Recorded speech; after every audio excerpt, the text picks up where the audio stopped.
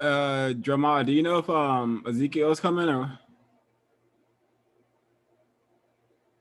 Ray? I'm here. Places here, but places here.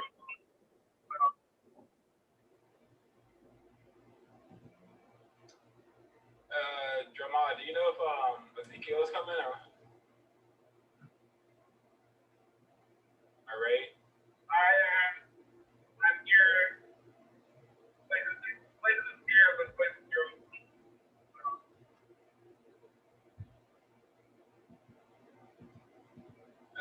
Drama, do you know if Ezekiel's coming?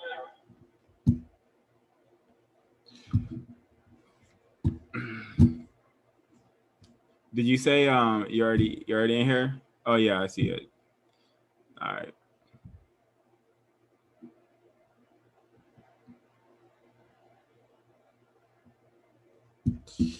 All right, I think I should start it and just let people join in. What do y'all think? Yeah.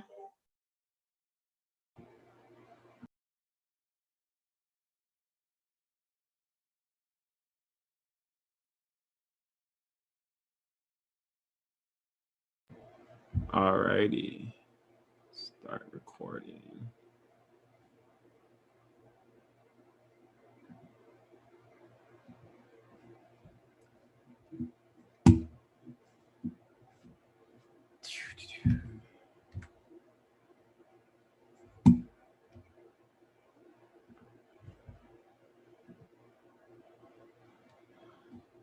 Can y'all see the screen?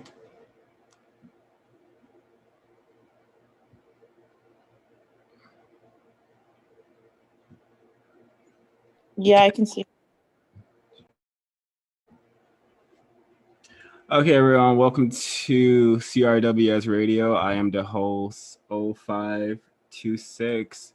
Gonna get started with the first segment covering economics, education, and entertainment.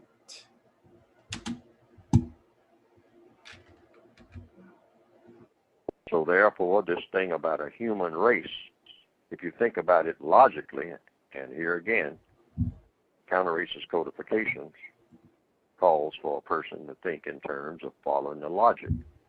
So you put that term on the board, you might say, human race. Now, what is a human? Well, a human is a humane person to start with. A person who is humane, a person, and what do you mean by humane? Well, presumably it would be a person who doesn't mistreat people. That's what humanity is about. Mm-hmm. And then if you add the word race, it's all out of order. You've done something that's completely out of order right there. Because why would a humane person be a member of a race when the whole purpose for being a member of a race is to practice racism? And the whole purpose for practicing racism is to mistreat someone based on color. It serves absolutely no purpose, and anybody who tries to make it look like it has some other purpose is going to have a problem proving that case. You can be a member of a tribe. You can be a member of a philanthropy organization. You can be a member of a religion, whatever that might mean. You can be a member of a lot of things. But when you're a member of a race, why are you a member of a race? And the average person will say, well, I was born this way. I was born this color. Wait a minute. You were born a color, but does that say that you are automatically a member of a race because you are a certain color? What do you mean by color? I mean, is a tree, what race does a tree belong to that has green leaves? Is that a member of a race? Why not call a tree a member of a race? Race is racism. It pertains to people, and it pertains to people mistreating people on the basis of color. It's a political construct. It's artificial completely. The floor is a creaky maze at this antique store in Redmond, Oregon. decoy ducks, vintage toys, old leather jackets, a Remington typewriter.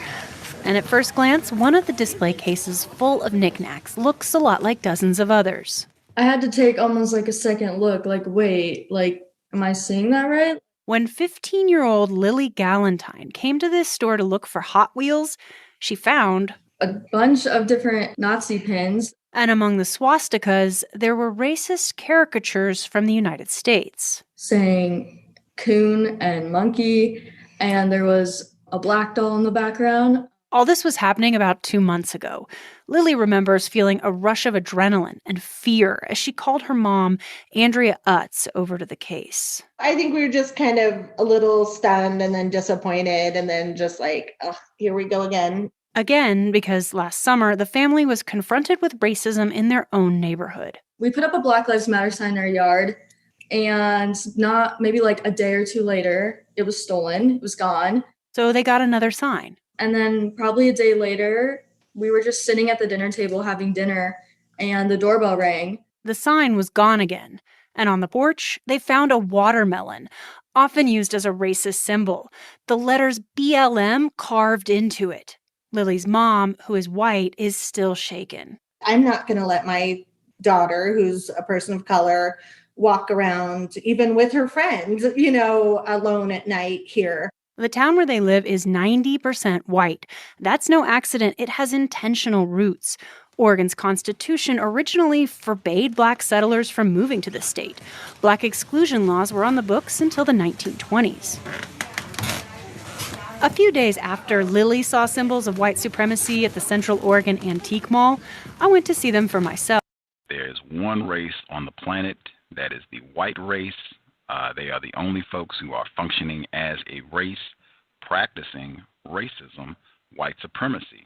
You said on that broadcast, black people, we were not looking at each other and saying, oh, we are the black race, and we're going to function on this planet as a black race. We were not doing that, and we certainly, if you look at our conduct, are not doing that now. And you talked about how that's something that has to be acknowledged as we strive to correct some of our problems. Can you touch on that a little bit?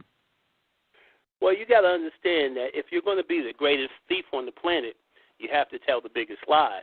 And in order to be successful, you have to be able to even convince your people that there's something that is so different about somebody else that you have a right to steal their land, to disrespect their way of life, to disrespect their culture, to enslave by the elite among the so-called white race. Anybody who does a scientific study knows there's no such thing as race. Everybody essentially is a human being with genetic roots from African people. That's just the scientific reality. So, but that does not mean that the social reality mirrors the utopian vision that the science might give you. The fact of the matter is just the opposite. Nobody respects the fact that genetically, origins traced to Africa is undisputable. What people concentrate on is their ability to rob, lie, and steal using this fallacy of racism. So white folks are not prepared to give it up, not even the poorest white folks, because it gives them a competitive advantage. When they tell all of their people that we are superior, we are chosen by God, we have a right to rip these people off, these people are nothing more than savages, these people are nothing more than a bunch of disorganized monkeys in the jungle, and we can rob them and steal them at will and rip off their resources, steal hundreds of millions of their people, enslave them, build our whole system of wealth off the exploitation of these people. Now, the sad part about it is nothing has changed. White folks still feel this way. It's not socially acceptable to say a lot of this stuff, but the fact of the matter is you can see through their public policies, you can see through politics, you can see what's going on with the world, that nothing has really changed except the game has gotten so sophisticated that the propaganda that supports it is essentially a lot more benign, but the fact of the matter is the results are still the same. When you look at who's incarcerated, when you look at who's unemployed, when you look at who's catching hell, who has the inferior schools, whose families are under attack, whose institutions are being destroyed, you'll find that it's us. And it's not being done by accident. It's being done because it's a plan. CBS Money Watch investigation has found evidence to suggest that white Florida residents are more likely to receive the COVID-19 vaccine than the state's black population. Residents in communities with the highest white populations were 80% more likely to receive at least one shot of the vaccine, and the vaccination rate in high-income counties have nearly doubled the rate in low-income counties. CBS found that this is largely due to distribution policies. CBS Money Watch senior reporter Stephen Gandel collected that data, and he joins me now from Brooklyn, New York. Stephen, good to have you with us. So tell us, why are predominantly white and higher income communities in Florida getting access to the vaccine first? Well, first of all, the access to health care is easier for whiter and wealthier communities. We have a healthcare infrastructure problem in this country, and that's playing out with the COVID-19 vaccinations too. The other thing is there's a technology divide, right? Most of the signing up for vaccines and the information about the vaccines is all happening online. So in communities that have worse internet access or they don't have as much technology resources, those communities are going to be more cut off. And then thirdly, unfortunately, there are some choices here going on. Like one place we looked at, Broward County, which has the largest black population in Florida, there are no pharmacy locations right now offering the coronavirus vaccine. And we asked the governor's office why this would be, and we got no response back. So we're not exactly sure why these choices are made, but the choices being made are leading to a distribution that hasn't been equitable. You know, I mean, it was work, but it was exciting. Paul and his wife, Tanisha Austin, felt like they captured a slice of the American dream in 2016 when they purchased their first home together, this original Marin City pole home. But it wasn't without challenges. As soon as like a house came on the market, you go in, you put your bid in, and then you get outbid it by like 100,000 or more rather quickly. And that can be, you know, a little bit depressing. They bought the home off market from another black family, hoping to make homeownership a reality for a young black couple. After moving into the home built in the 1960s, the Austin staged major renovations, adding an entire floor and more than 1,000 square feet of space, along with a deck, new floors, a fireplace, and new appliances. Then they got it appraised. I read the appraisal. I looked at the number. I was like, this is unbelievable. The family tells me the appraiser was an older white woman, and they're convinced race was a factor. The home appraised for $989,000, just $100,000 more than the Austins got it appraised for before they started the work, despite $400,000 in renovations. It was like, you know, it was a slap in the face. The Austins immediately called their lender and pushed back. After a month of escalating their complaints, they were approved for a second appraisal. When the date came, they got creative. We had a conversation with one of our white friends, and she was like, no problem, I'll be Tanisha. I'll bring over some pictures of my family. She made our home look like it belonged to her. And it worked. So it appraised for 1.482. Yeah. Which was 50% more than what it appraised for by a couple weeks prior. Almost 1.5, $500,000 more. The Austins were outraged and believe this is another ugly result of larger systemic issues. Tonight, the CDC says it's time to get back to school, laying out a color-coded system. In blue or yellow areas of the country where transmission is low, schools are encouraged to reopen fully in person. Orange areas with slightly higher transmission urged to adopt a hybrid model. Even in red zones where transmission rates are higher than 10%, if students and staff are tested regularly, schools are encouraged to do some in-person learning with reduced attendance. If there's no regular testing, elementary schools should be hybrid, while middle and high school students should stay virtual. All schools encouraged to adopt 5 key strategies: masks, physical distancing, hand washing, cleaning, and contact tracing. Developmentally, this has been devastating. It's a crisis for my children. It's a crisis for all children that I know. In San Francisco, where the city is now suing the school district to reopen, citing students' mental health, Lindsay Sink worries about her 3 school-age children, including one with special needs. It took years to get him to a place of success, and now in 1 year, the damage. But communities across the country have been torn over how to reopen safely. In Maine, Doug Hodem worries the CDC plan doesn't require vaccinations for teachers. The CDC encourages it, but recognizes some schools may open before vaccines are available to teachers. What was it that really drew you to me? That your vibe is great. Like, I just feel like a good chemistry with you, like a connection. It doesn't feel forced. Right. So now you tell me, like, what's the most important attribute of, I guess, that you want in your wife? Someone who's not afraid to tell me things that are difficult. Someone who understands the type of person that I am, because I think that I'm kind of unusual in some ways, being a scientist, but also, you know, worked as a firefighter for like 7 years. Oh, wow. Yeah, I feel like I'm also a pretty sensitive guy, which can be good or bad. At least in the short term, Morgan Wallen's album sales and music streams have seen no ill effects after he was recorded using a racial slur. Last week, Wallen was pulled from country radio, dropped from his label, and banned from any major country music awards this year. Despite that, his album earned a top spot for the 4th straight week on Billboard's all-genre albums chart. Wallen also saw his sales jump by more than 100% and his streams increase by 67%. In a statement, Wallen apologized for shouting the slur, but he reportedly has not responded to an offer from the Nashville chapter of the NAACP to discuss race. Turning now to our top local story, thousands of people from across the country in Atlanta this weekend for the Cheer Sport National Cheerleading Competition. This is the largest event the city has hosted since the start of the pandemic. As Joe Ripley explains, there's concern it could become a super spreader event. We reached out to the governor's office to ask how an event with thousands of people like this could go on in spite of an executive order limiting large gatherings, and so far we have not heard back.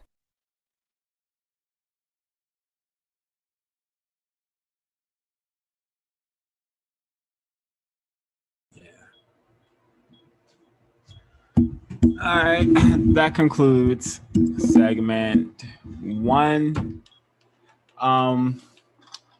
CRWS Radio. I want to discuss a lot. Well, I hope these clips shine a good light on racism, white supremacy. I hope everyone was able to gather some well-seen moments, some marimba moments, some Neely Fuller moments from what we just listened to. Opening comments for me. I think a really interesting clip is the involving area of economics, where the couple has to bring in a white woman to help them with their appraisal on their home. Clear example of racism, white supremacy, more in the line of continued redlining, continued preventing Black people from getting so-called success. But if you understand racism, white supremacy, you will understand that there's no such thing as success when it comes to Black people. One can only survive the system until it is replaced with justice. Another thing is what caught my ear was the first clip with the Black female being terrorized with the racist watermelon, and her finding the racist caricatures and racist objects in the antique museum. She's a offspring of a tragic arrangement, so I can only imagine how horrible, or how I can only imagine how horrible her upbringing is. And this is why we should not be engaging and having babies, offsprings with white people, because they have to deal with stuff like this. And then you have a white mom who I'm sure is not telling her the exact truth of what's happening. I don't think the mother has helped her to understand racism and white supremacy, unfortunately. But I'll stop there, leave it room for any other people to comment.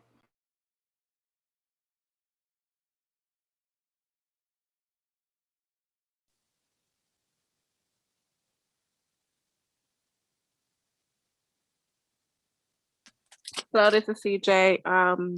the clip that got me the most is with education area, about, San Francisco suing basically the school district, and I'm hearing that a lot, that a lot of people is threatening school districts, and because they want the schools to be open. But people have to realize the safety of the kids, even though they say that the kids are mentally unable to function without other children. I feel like sometimes the lack of the school system, I think people rely heavily on the school system to program their children, because that's the only escape way of, hey, I gotta go to work, I gotta make money. It's kind of like another babysitting session for your child, except for independently your child working, learning from school, and they basically, you can be a hands-on parent as well as teaching your child. But I feel like just like how you hand a kid a tablet, you can hand a kid, hey, I could throw them at school. They're gonna get all their little functions and their education through the school system. So I just feel like it's just showing how parents can't handle their children. And if you can't handle your children, then this is just the main functions of why you shouldn't be having these amount of kids, especially in this system.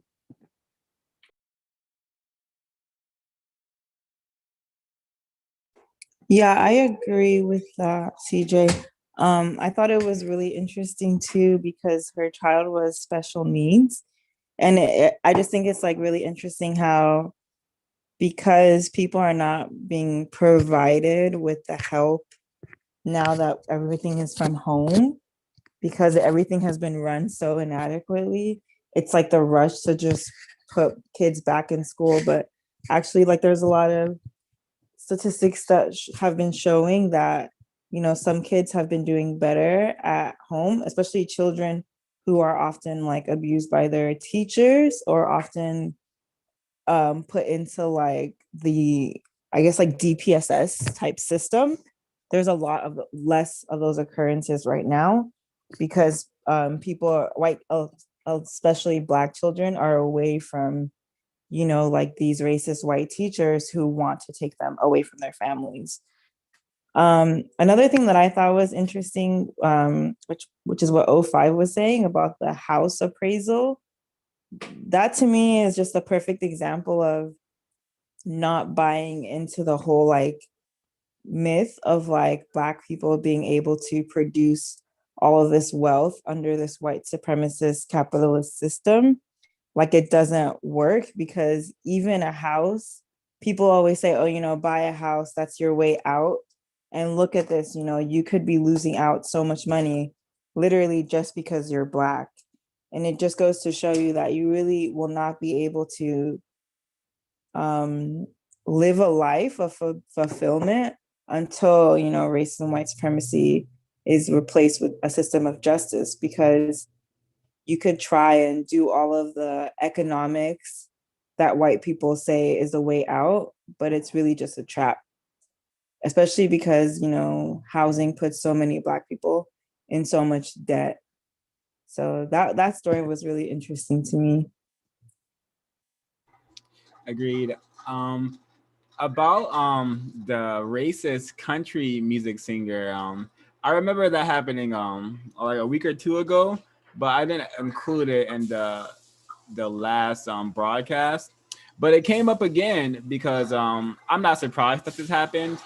But this country singer, ever since those race, him saying nigger, ever since him doing that, his career has been on the rise. Like, he's getting more streams, more listens, and all that stuff. So this is just should be more examples, an indication that like racism hasn't taken any breaks over the past 50 years. It's definitely been on a really it's being refined, but the way that it has been refined is like it's not something that I feel like a lot of people are grasping, because if we have like this so-called country singer who was supposed to be so-called canceled, but his career is on the rise due to this racist behavior, that's a indication of what kind of society we're living in, which is like a vile society of racism, white supremacy. And also, yeah, what Erlu said about the couple who needed the white woman's help reminds me of that song "White People to the Rescue" by the Oreo Experience. Yeah. Yeah, I wanted to add to, like, in the area of entertainment is I've been noticing a thing where it's really just a setup. Like, I noticed it too with the Kardashians and that group of people, where they'll intentionally do something racist, knowing that a lot of non-white people are going to talk about it, and it's going to bring them more traffic, more views, and it's also going to fire up their white base. So it's like it's a win-win, you know? So I think like a lot of these artists, it's not just like, oh, it happened, like we caught them or something. Like a lot of times they leak this stuff themselves, or they intentionally do racist things on purpose to get caught, because it's a way to get more income. I could totally understand, see that as free publicity or free there's no such thing as so-called bad controversy. I believe white people say that. And another thing that was in the area of entertainment, I don't know if you guys caught it, but the people talking about their relationship, about their arrangement, was people from this show called Love is Blind, where I guess it's a reality TV show where people get married or try to date for the TV show.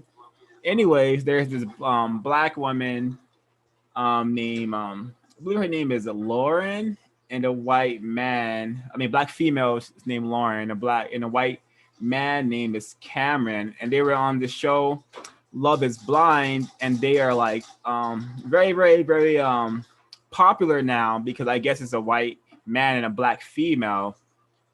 But I'm reminded about the recent thing that happened with that football player and his girlfriend, how she was almost beat to death by him, choked to death.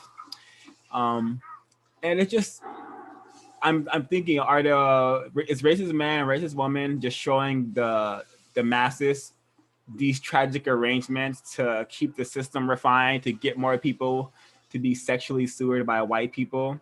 I believe so, because if you look up these people, Cameron and Lauren, they were just recently on WGN News. They have a book deal, and they're starting a YouTube channel. So they're gonna use their tragic arrangement definitely for monetary gain, and I believe, of course, to continue like brain trashing and confusing victims to follow their lead. Their lead being participating in tragic arrangements, which is when a white person sexually engages with a non-white person, which under the system of racism is a big no-no if you really understand how the system works. But yeah, and one thing that go ahead. It reminds me of the show Bridgerton. You have the white damsel of distress that ends up falling in love with the Black guy. I feel like, especially non-white people, they have a segment in their head where they try to kind of separate the what the person does from the person.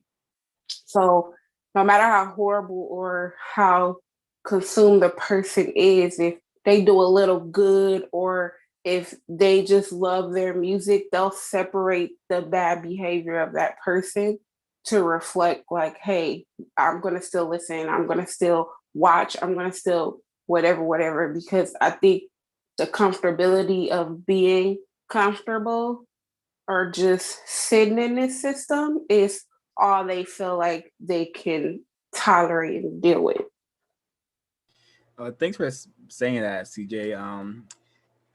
It is very common. I like to describe it as well, your thought gives me this new thought of it's like disassociation, like black victims who are engaging in a relationships with white people.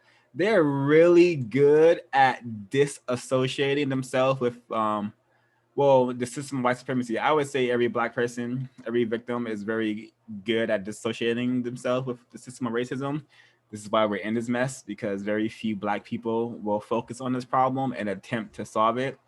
But victims who are in a tragic arrangement, they do a even better job at disassociating themselves from racism, because they can't have it in their brain computer that this white person is helping the other white people destroy black people, make black people confused victims who hate themselves and mutilate their bodies in millions of ways. So a person in a tragic arrangement, that's all I have to say about that. I could go on about, I'm just going in circles, because the people here have definitely experienced what black people do in tragic arrangements, and to say the least, it's very destructive patterns of behavior, lots of confusion, and I would say even lots of self-hate that is either trained from their whoever they're being sexually sewered by, or just the regular training that the system gives us. 0526, I put something in the chat. Do you think that you could share your screen and show it really quick? Because I think it's really emblematic of what you and CJ were talking about.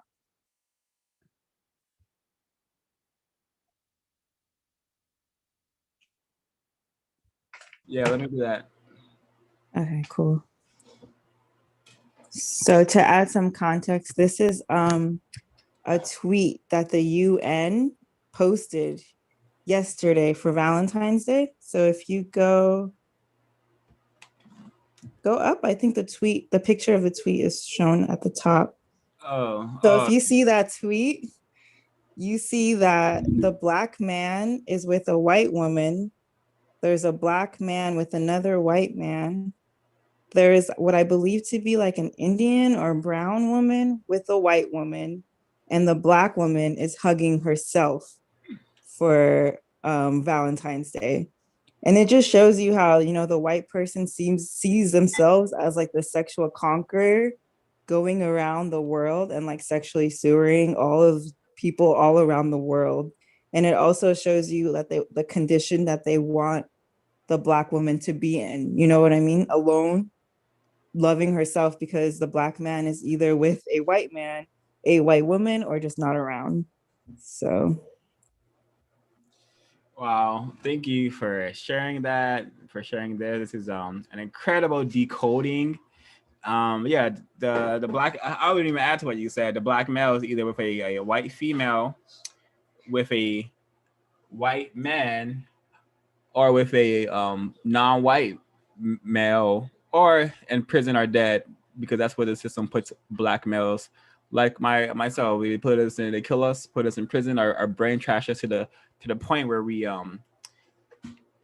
become confused and want to go out and engage with other black males sexually, or we want to go out and engage with white women, because the training, we don't get any training that is going to be constructive. All the training we get is meant to destroy black people as a unit, as a functioning people. To further that destruction, because I would I due to the evidence I see around me 24/7, I would say black people are largely already destroyed. They're just refining our destruction,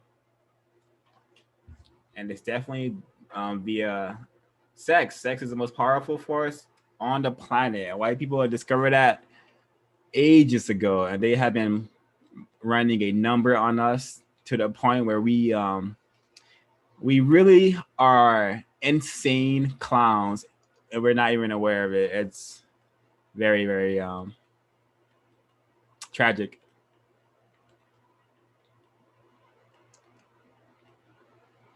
I think most people, or not most, but some people don't know the destruction of their own selves. And they think it's a tolerable thing, like, oh, okay, well, white women are easier and, you know, we can get them to do X, Y, and Z as opposed to a Black woman, a Black female.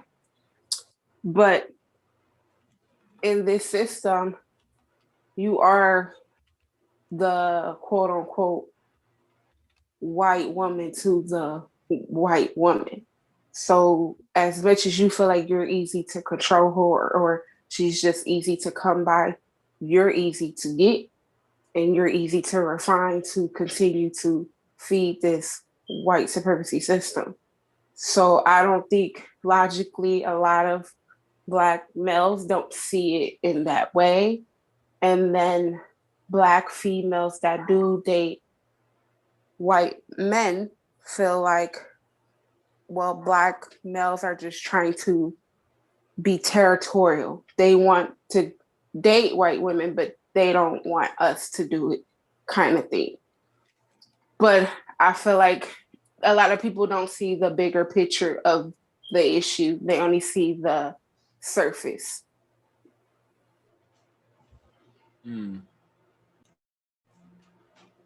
What else was in the broadcast? Something else that I saw, but I didn't add to the broadcast was in Georgia, there's like this giant, it may be in a different segment, but there's this giant cheerleading event happening in Georgia where like 40,000 people are gathering, and from the video it's mostly white people, and it's just the dialogue was so hypocritical because that is not against the state guidelines. They're not supposed to be having events like that, but in the broadcast we hear this white woman is saying that, like, you know, we're doing this safely. It reminds me of the Yurugu because they will like seek and destroy. You know, it's like they'll say one thing, but the reality will be totally like hypocritical and not what they're saying. And that's just, I guess that's just what white people do, just their nature to just be totally hypocritical and liars. I think that's just something you just have to expect from white people and not be surprised by it ever, and not even make any just never be surprised when a white person lies to you. It's like, you know, a little kid tying up their shoes. It's what they're supposed to do. Yeah, one thing that I've learned during this whole COVID thing is that the rules literally only apply to non-white people. White people can make the rules and then not enforce their own community to, like, you know, make sure that they're like following those rules. They don't have to follow anything. It's the rules are literally always made for non-white people. Agreed. What else was in the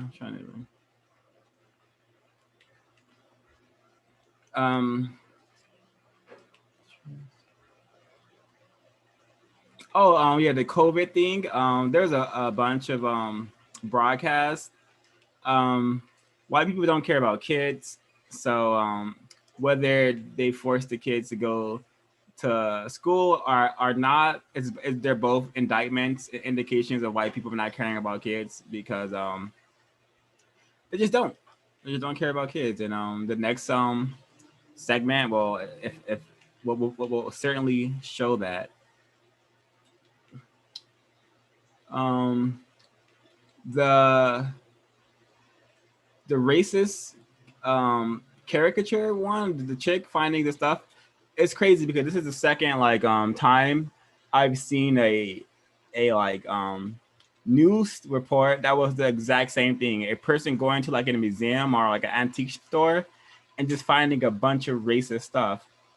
And it just goes to show how we're just totally immersed in the system of white supremacy. And I wish that wasn't the case. I wish I didn't have to do this show, but here we are. Do they still sell those? They had back in the day, I don't know if they still have it, where they have the little black maids cooking and they have their little turbans on their head with their clothes and black face. Have you ever seen those glass poppy trails? I probably have. I can't recall it, but to answer the question, I'm sure racist objects definitely are still heavily in circulation, and I'm sure because back in the days, those were like super big. Like you can even buy them from like the 99-cent store. Now it's kind of harder to put them everywhere, like to find them. But it was so easier then, and it used to be so normal to us to see those. We used to have like a whole bunch of them with different colors. But my dad got rid of all of them, so I just didn't know that if those were still being made or they're just like in the hiddens. Yeah, I'm sure that's so kind of racist memorabilia. But I was just gonna say that I wonder how many racist suspects like spend a lot of their time and energy collecting stuff like that. Racist images of Black people. I'm sure there are tons because white people love collecting things. So we had Dahmer collecting Black male genitalias and body parts in his freezer, and I'm sure there's some Karen collecting these racist caricatures. Actually, to tie in what we were talking about the entertainment area and this, like, I don't know if you guys remember when, I don't know if it was like Gucci or some sort of clothing line where they were selling shoes that looked like those Sambo characters on them.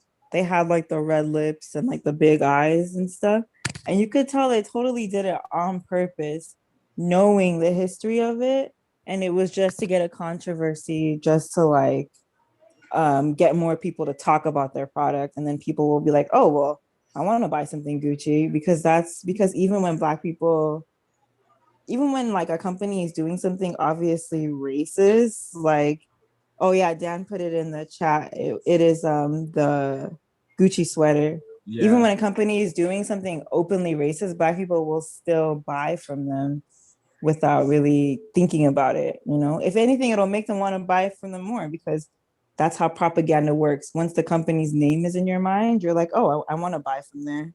Yeah, exactly. Here it is. Like this is just the maximum disrespect of Black people because there's no way that this is acceptable. This is literally like just a racist attack right here. And I remember when I saw it, I just like, okay, racism, that's it. But when I saw it, I did not understand racism to the depths that I do now.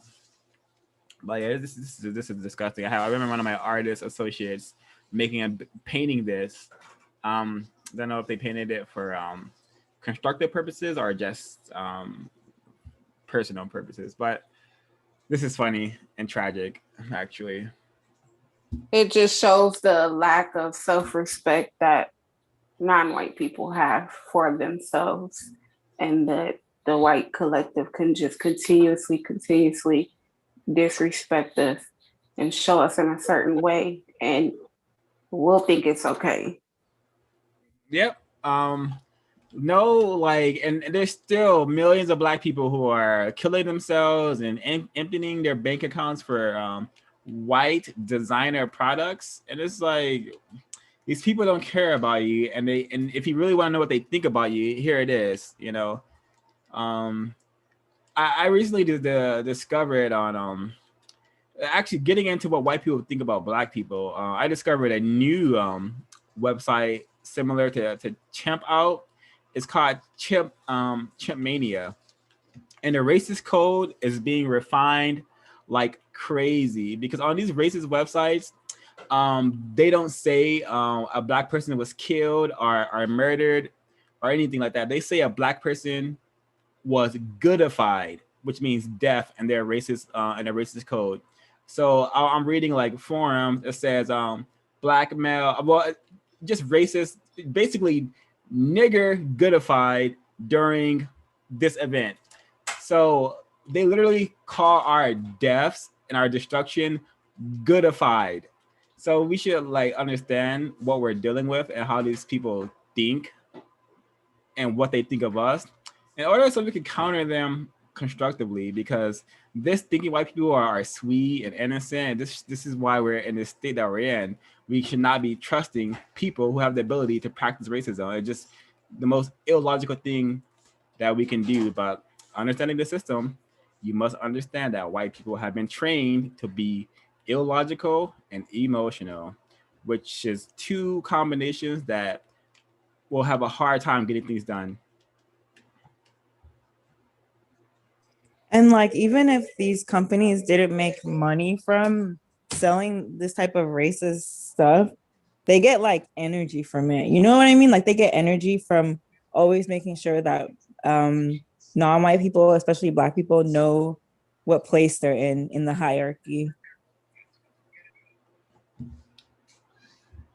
I think it's a problem that Black people value these white designers instead of valuing their own Black-owned designers.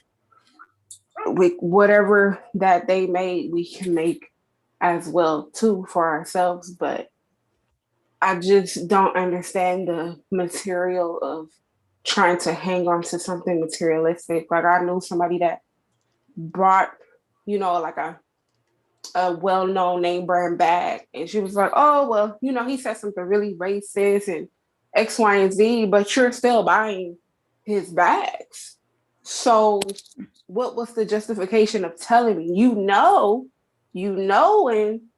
but you don't care. You're still gonna buy it just because of the name. You want to look the part, but you don't want to be the part. Yeah, I think it shows how aware non-white people are of like their like how much they are subordinate in the system, that they're just gonna buy it anyway, because there's no point in like standing up. There's no point in having like self-respect, because they're already so beaten down just by the history of everything that we've been through, that it's like, why even try? I might as well just like try to look good,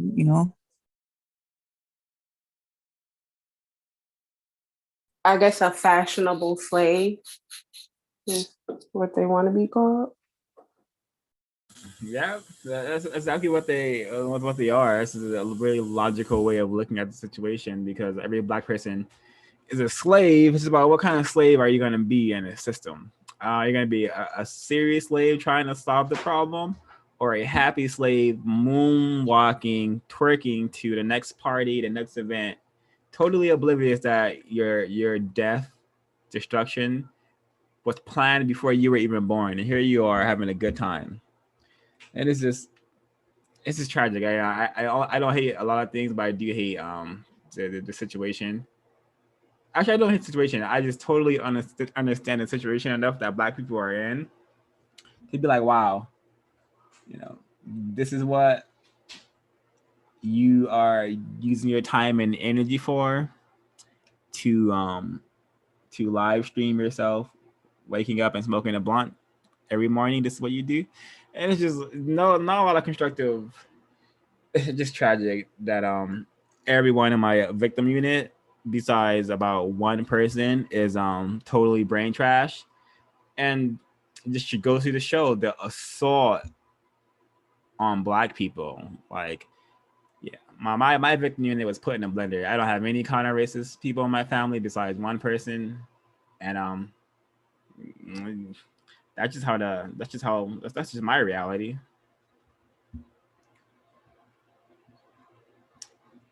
Should we move into segment 2? Yeah. Yes. Alrighty. All right, everyone, welcome to CRWS Radio. We're gonna be starting segment 2 shortly. Right now, actually.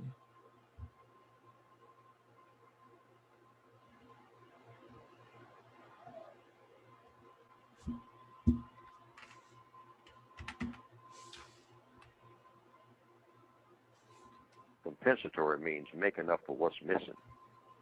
That's the law of the universe. Now, what's missing is a commodity called justice. Justice doesn't exist. As far as anybody who's on the planet here now, they have never experienced justice. Because justice means what? According to logic, guaranteeing that no person is mistreated and guaranteeing that the person that needs help the most gets the most constructive help. That's a made-up definition. That's a compensatory definition. Because another thing under the United Independent System that a victim of racism has to do, you have to make up definitions of terms. Because many, hundreds of the terms that have already been defined are designed to make what is strong stronger. And what is strong is the system of racism itself. And words are invented, and new definitions are given to words in order to make the system of racism stronger. So you weaken the system when you change the definitions of words. And you do this openly. You announce that this is what you're going to do. Why? Because it's the correct thing to do. Because racism has no business in the affairs of people of this planet. Farmers is a lifeblood to any nation. Without farmers, you're not going to eat. Farmers are what you need to build nations. We don't need more rappers. We don't need more singers, and they're fine for entertainment. We need more farmers, especially within the Black American, community. We need, definitely, there's a lot of farmers on the continent. My God, there's so many farmers on the continent. And those farmers on the continent grow food. They've been growing for thousands of years. The fruits and vegetables are so much better over there. They're not putting all that nasty chemicals they do here in America. But Black farmers, have dwindled down almost to the point that they're rare, which is sad. Now, Black folks out of slavery, we did all the farming, we did everything. But these people, ever since slavery, have been on a attack of the Black farmer. So in 1920, Black-owned farms made up of 14% of the industry. But they say, however, decades of racial violence, discrimination, and shift away from overall agricultural society has caused the number to dwindle to under 2% today. Think about that. Black people had 14% of the farms, and now it's under 2%. Literally trying to get rid of the farmer.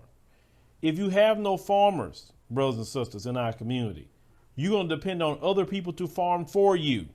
If people control your food, they can starve you out. Amid all the hoo-ha about GameStop over the past month, one thing that might have slipped under the radar for some people is noticing that the biggest owner of farmland in the United States is now William Henry Gates Jr. III Esquire, or as some people sometimes call him, Bill Gates. Today we're going to be looking at the importance of farmland, how it's useful, and what else we can learn from the strategic investments of Bill Gates. According to landreport.com, Gates' 242,000 acres of productive farmland in 16 states qualifies him as the top private farmland owner in the country. Of all the things Bill Gates could invest in, few are more central to the preservation of life than the food supply, and this is particularly relevant at the moment. Since the start of the pandemic, global hunger has exploded, with starvation levels increasing in many parts of Africa and food banks being overwhelmed across the West. At the same time as that, a report released yesterday by the Food and Agriculture Organization of the United Nations revealed that global food prices rose for the 7th successive month. The cereal price index rose 1.1% from November, and export prices for wheat, maize, and rice all rose higher, in part due to concerns over growing conditions and crop prospects in North and South America, as well as the Russian Federation. It is well documented that cold conditions have a negative effect on crop yields, and 2021 is no exception to that. The recent freezing weather is likely to lead to shortages in commodities such as food, and we must prepare accordingly.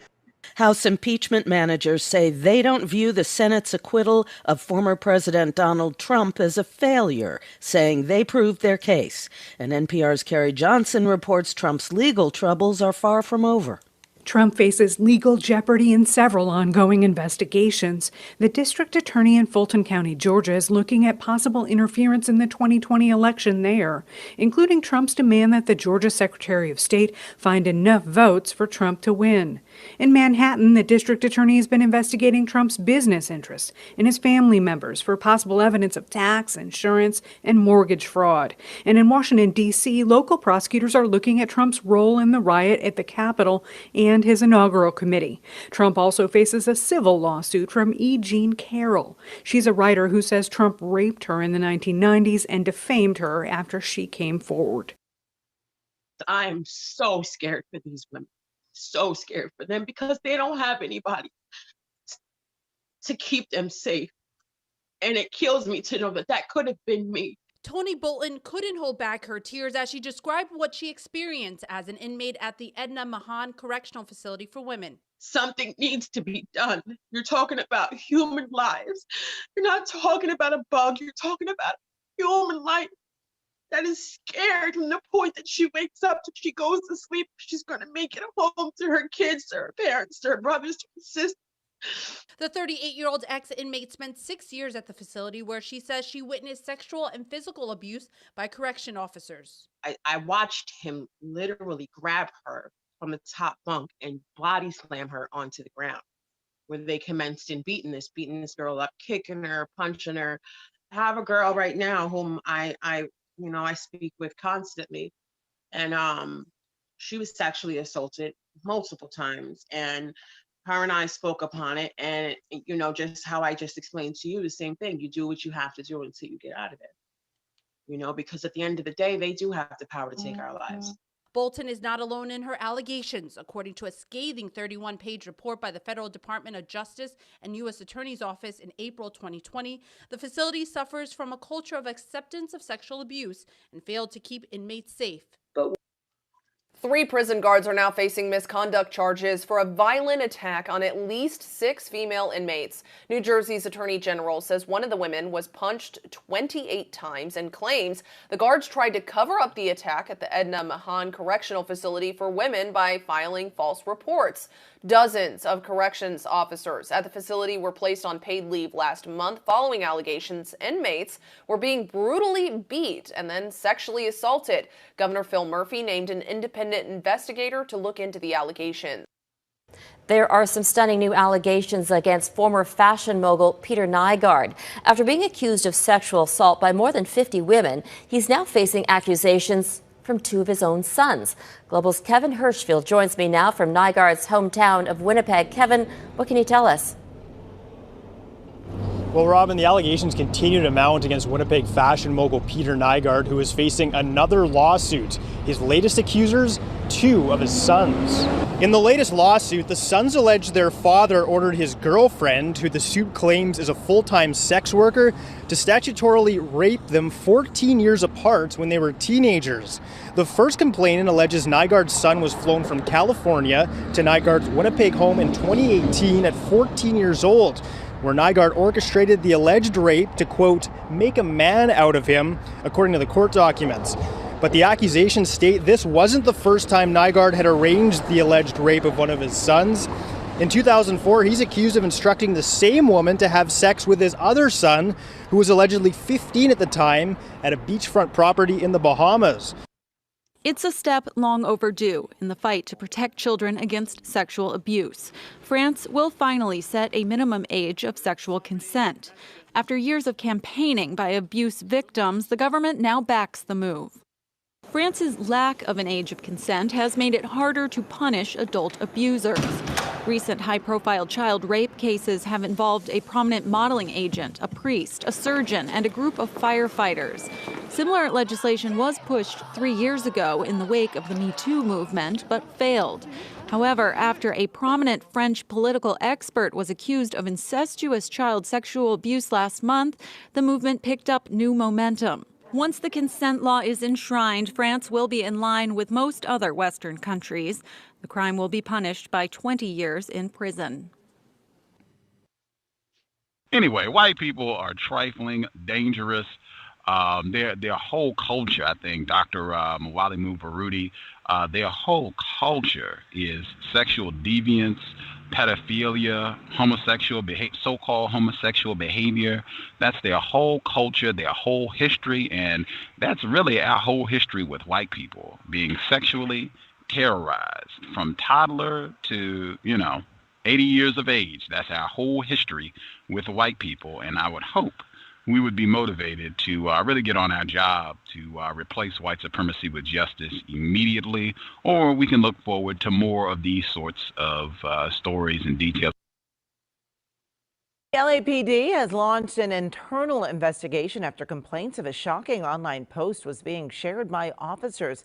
Now, this letter was sent to the Harbor Division of the department. It's from the commander condemning the reported post. The post allegedly shows a photo of George Floyd with the caption, quote, "You take my breath away," end quote. This was all in a Valentine's format. The letter says Chief Moore is disgusted by the post. However, the LAPD tweeted that it hasn't identified any actual postings in the workplace or identified that it was, in fact, our department employee who created the image. The department also says that it has a zero tolerance for this kind of behavior. It shouldn't come as a surprise. Another weekend in Queensland, more teenage criminals running rampant. We need to get the balance right on community safety out there that just is not there at the moment. This is one of the latest groups arrested. Hunting in a pack, police say they bashed a man 3-on-1 to steal his Mercedes on the Sunshine Coast. They were stinged and chased down by police dog Bo in bushland. This from the Gold Coast this morning. Free all the boys, the dogs. 3 boys, one just 14, rounded up, arrested after raiding 2 chemists and a BWS. One of the guys had said that the guys in the car had then tried to swerve at them as they made their escape. It's just disappointing. Like, obviously, we want places to be safe. That's disgusting. They've all been slapped with more than 20 charges, including serious assault police. This is not just a policing problem. This is way wider than that. Queensland's youth crime crisis, none more prevalent than on the streets of Townsville. Assistant Commissioner Cheryl Scanlon spent a lot of her career up there, has seen the town change and admits the challenge is huge. I am daunted by what this actually means, but I'm also confident that the support is there. They are already making inroads. 45 people, including 23 juveniles, charged in the first week of the operation. Regardless of whether you're an adult or a child, if you break the law, we will get you and we'll arrest you and take you off the streets. What's happening now is a Latino is the #1 minority, and they're putting the Latino community against the African American community. And they're sitting back and causing all this mess up and sitting back on the sideline and profiting from it, like the gangs in L.A. All these guys are fighting over turf that they don't own. But the white man would give one group of people more than the other group and cause animosity. That's their game, divide and conquer. And if you're not quick to recognize it, you get caught up in it. David, up to 25,000 asylum seekers who've been living in Mexico now getting some relief. They soon will be able to come to the U.S. to make their claim and carry out the process. This comes as the number of people captured at the border has been increasing in recent months. Last month, averaging 3,000 per day, up more than double from this time last year. The new Homeland Security Secretary, Alejandro Mayorkas, saying that the Biden administration is simply having to rebuild the asylum system from scratch. David, it will be a delicate balancing act, and it remains to be seen if this trend will escalate or overwhelm the system.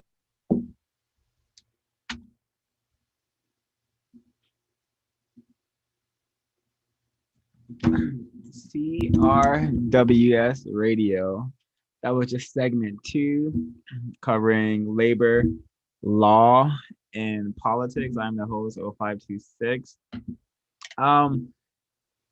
The report with the Well, I just want to talk about what happened in France. There is the woman being raped by 20 firefighters. I hope I included it because I may have I don't know if I heard it. I may have missed it. But 20 firefighters raped this girl when she was from the ages of 13 to 15. They did it for about I think did it for a couple of years, and happened a while ago. But the mother was just she just found out about it, and she's just now trying to get charges on the people who did it.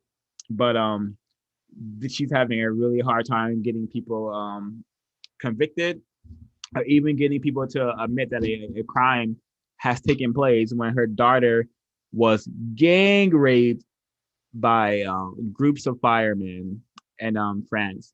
And I've heard many comments about France and how they're like just totally sexual deviants and like sexual terrorists over there. But just scouring the news, what there was a theme that kept coming up, like child rape in France. Like prime ministers are raping kids, the teachers are raping kids. There was even this PWIs, predominantly white institutions in Paris. I mean in France, that I saw a report of the student, this female student was raped, and she sought help and justice. She did not receive it. And this male was raped at the school, and he sought help and justice and did not receive either. So it's just their nature. Again, we're talking about racist suspect white people, and it's just their nature to be like what Gus said, sexual deviants. This is how they've been interacting with us since they met us. They've been raping us, mutilating us 24/7.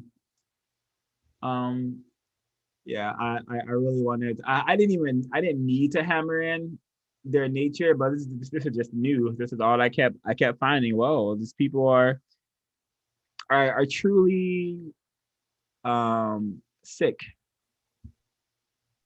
Yeah, it brings me to a point 0526 that they know the youth is the future of change and changing things. You know, if we teach the youth to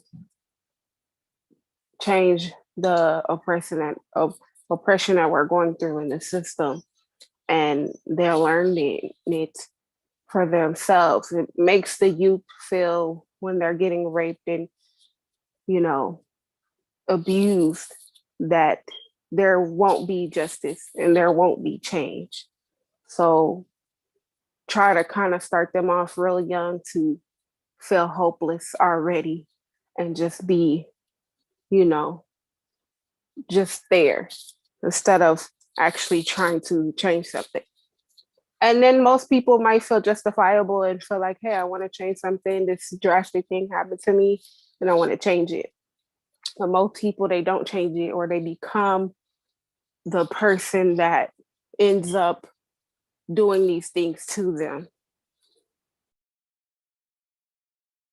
Yep. Yeah, that's the training. We're trained to become monsters. I love that you said that. The reports about the poor victims being brutalized and raped in the greater confinement, that was really like tragic reading about that. And it's just there was like a 31-page report, but still nothing has been done with it. Paid leave for people who beat and again gang raped a female in prison. Paid leave. This is the system we're dealing with, everyone. This is the system of racism. White people can get away with raping you, mutilating you, killing you pretty easily in this system. I've seen so many people that told me they literally got beat in jail, abused, hurt. And I know somebody personally that when the police does come by or come around, they're petrified, they're terrified. And I think that's why people need to understand that people of color have a sense of a lot of fear, because these are the things that they do in jail, and people know they do these things in jail, but nothing is done because of the system we're in. This is what it's made for anyway. Yeah, exactly. It's literally made to mistreat, abuse, subjugate us. Thank you for saying that. Yeah, and it doesn't even have to be a person who has experienced greater confinement. Most Black people are afraid of the police. That usually happens whenever they have interacted with them enough to be terrorized. Or most Black people just sense that something's up with the society that they were born into. So they just have like a subconscious fear to the police. And it would make sense because the police were once people charged with recapturing us once we escaped the plantation. So yeah, it's just there's the whole history of policing is white supremacist 101. That remind me of the cop that he raped over 20 women. And I think it was him and his partner. I think it was in the county of, I want to say LA County, but I'm not sure. And all these women testified. They found evidence of the first woman of why he went to court, but he didn't even serve time or was jailed for it. He got in trouble. He left the force. They quote unquote, fired him. But that was pretty much it through that of all the women that he raped, and they had proof of it. It's just the system, don't care. But that doesn't mean that it can't change. It all starts from us individually to come together and kind of come independently together to fix this system. We have to care about ourselves more than they care about us, because they're not going to care about us. They don't see us as humans. Agreed. Yeah, and yeah, Black people need to. I would say Black people need to get it together. I don't like hearing Black people need to come together, because every time they come together, something destructive or unconstructive happens for the most part. But Black people need to get together and really start understanding the system of white supremacy, and that none of this is ever going to change. White people will never wake up and say, okay, we had a good run, let's produce justice now. That's never ever going to happen. It needs to be in effective numbers, Black people practicing deep self-respect, no more participating in their brain trashing, no more participating in their destruction and ghetto glorification. This is what needs to happen. Black people need to really get it together. And I hope that will happen before I leave this planet. And due to logic, it can happen. But due to what I'm seeing 24/7, it's going to take a while. But it needs to happen. I wanted to talk about the farming. I'm really shocked that there's not a lot of Black farmers. I know farming is important in my family, but of course they're not all Americans.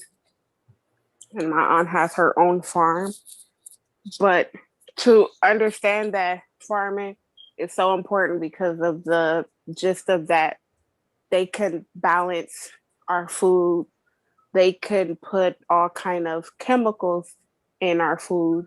And on top of that, they can charge us how much they want us to eat and how much we can afford to eat. Basically, if we eat or starve. And that's kind of like our main functionings and of importance of eating and sleeping. But to know that farming in America is the Black farmers is only 2% is kind of like, they have to understand it's not just about the money. but it's just about what can you produce for yourself within your body and for your own family unit or your unit, survival unit, and for the Black community and the non-white people for that. And on top of that, I didn't even know Bill Gates owned so much farming, but I figure because, I mean, he's ahead of his, bull area that he does, all the things he does for the children in Africa, the horrible things.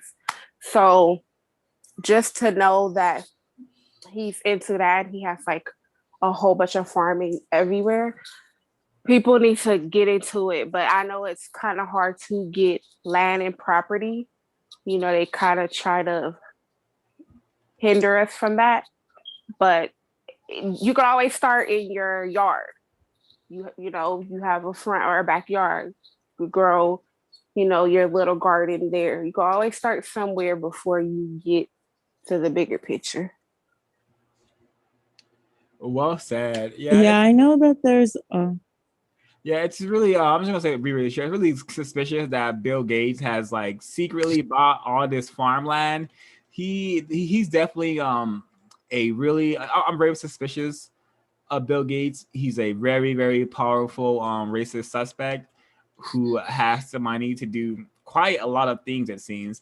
But for him to secretly be buying up all this farmland, and Black people can't even get any farmland. Black people are having so many issues with their farm. And like when Trump was in office, there was so much, but essentially the whole Black farmers, when Trump was in office, was blackballed. They were prevented from being able to be giving like land loans and land grants and all that stuff. Whereas white farm owners and farmers were given many, many, many resources.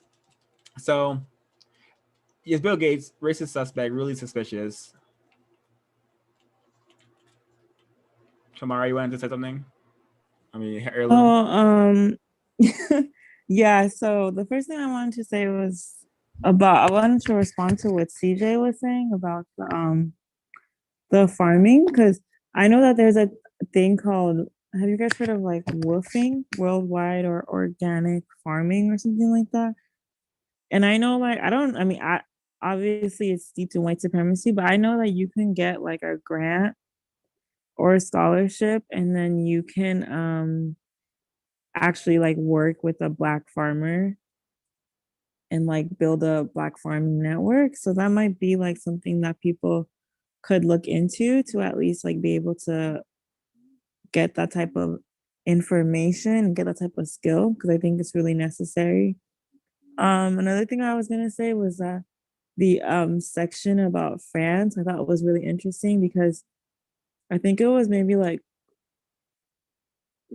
3 or 4 years ago, Roman Polanski, who was the director who raped a 14-year-old in America, he moved to France and he got like an award for like a best director or something just a couple years ago for that. So that's pretty interesting in terms of France having just like low sexual morals. And so yeah, that makes a lot of sense. I would say that, yeah, that's all I have to say. But yeah, I think people should look into like that type of farming. It might be helpful. Yeah, that's very interesting. I never knew that. Because it's even when you try to plant and grow things in your yard, it's a restriction, especially in California or out here. They have people that come to assess your plants. Or if you have like a big tree in your front yard, it can't grow a certain amount, or it can't pass this, or it has to be healthy. Like there's people that could assess your things and determine if, hey, you need to cut this out, or you need to cut this off, or you can't grow this anymore. So yeah, farming is so important, because once we start growing our own food, there's so much more that we'll be able, that we still can do, but I just feel like people have to start being interested in doing that. And I feel like people are so used to having somebody else kind of cater to their food, that they get lazy and feel like that's not important when actually it's one of the most important things. Yeah. Yeah, and just like how, COVID was kind of like predicted in the news for a long time that we would have a pandemic like this, like food shortages is something that's definitely going to be seen in our lifetime, like food and water shortages. Like recently, California opened up a market for their water in California. So water in California can be traded on the market, and they know it's because water is a very like hot commodity in California because we're so drought. We have droughts so often, and so like the white supremacists are aware of this stuff, and a lot of our land is over farmed, and just like the video said, because of these unpredictable weather patterns, like a lot of the food that we're gonna get is gonna be like much more expensive, or we're not even gonna be able to get it the way that we used to. So I think it's really important for us to try and at least learn it if we have the resources, or instill it in like our kids. I don't know how we can set that up, but I would be interested in setting something up where we could at least just learn how to at least build like a community, or not a community, but like a local space where you could farm. But then also it's kind of tricky because of eminent domain. The government could just take that land if they saw that Black people were doing something independent. So You're so right, Heirloom, because back in the day, they used to have a lot of communities where people would grow things in this like gated little farmland. And I used to see so many of those, to the point where we rarely see them now. And when you do see them, you're like, wow, they're still doing this. But it's like, it's not enough of those now. And it's to the point where food is even hard, especially for women that have WIC as well. Certain cereal brands are making sure the ounces of the cereal don't match up with the WIC, so that you won't be able to get it. So cereal brands are doing that, and different brands are doing that so that the people off WIC won't benefit off of it. I think people don't understand that this is part of their system of controlling us. Of course, we're not going to be properly functioning to function on our own if we don't even eat properly from the start.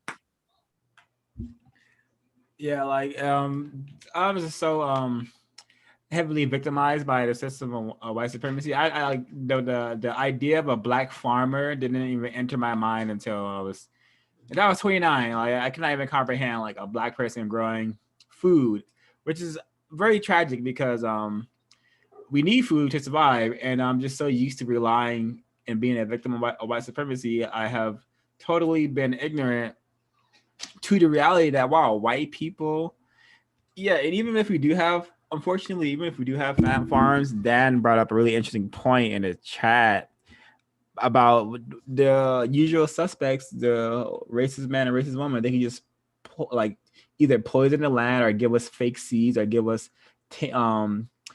seeds that won't flourish into the foods that we need or to healthy food. So they have a lot of ways of sabotaging us, but we should still attempt to do constructive things like be farmers, make a farm if we have that ability and time and energy, because it's very, very important. It's nice to know that at least one person in this group has a victim unit with a farm, something like that. I know me and my racial mate are gonna start growing some sort of foods quite soon, because it's racist man, racist woman, they're tired of taking care of all these people. So what I suspect is that they want some population. They're gonna be doing some population tailoring, which is just a fancy way of saying killing Black people, at least X amount of Black people, non-white people. Well, we'll cover that more in the next segment. Oh, okay. I was gonna say that's a really amazing point, but if we're gonna cover it in the next segment. But I just wanted to say that, like, because especially in America, we're no longer a society that produces anything. Literally, we're all a society where everyone who's working is literally just selling something to another person who's selling something to another person who's selling something.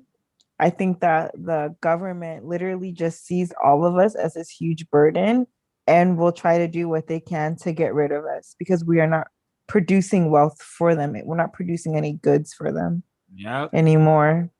Yeah.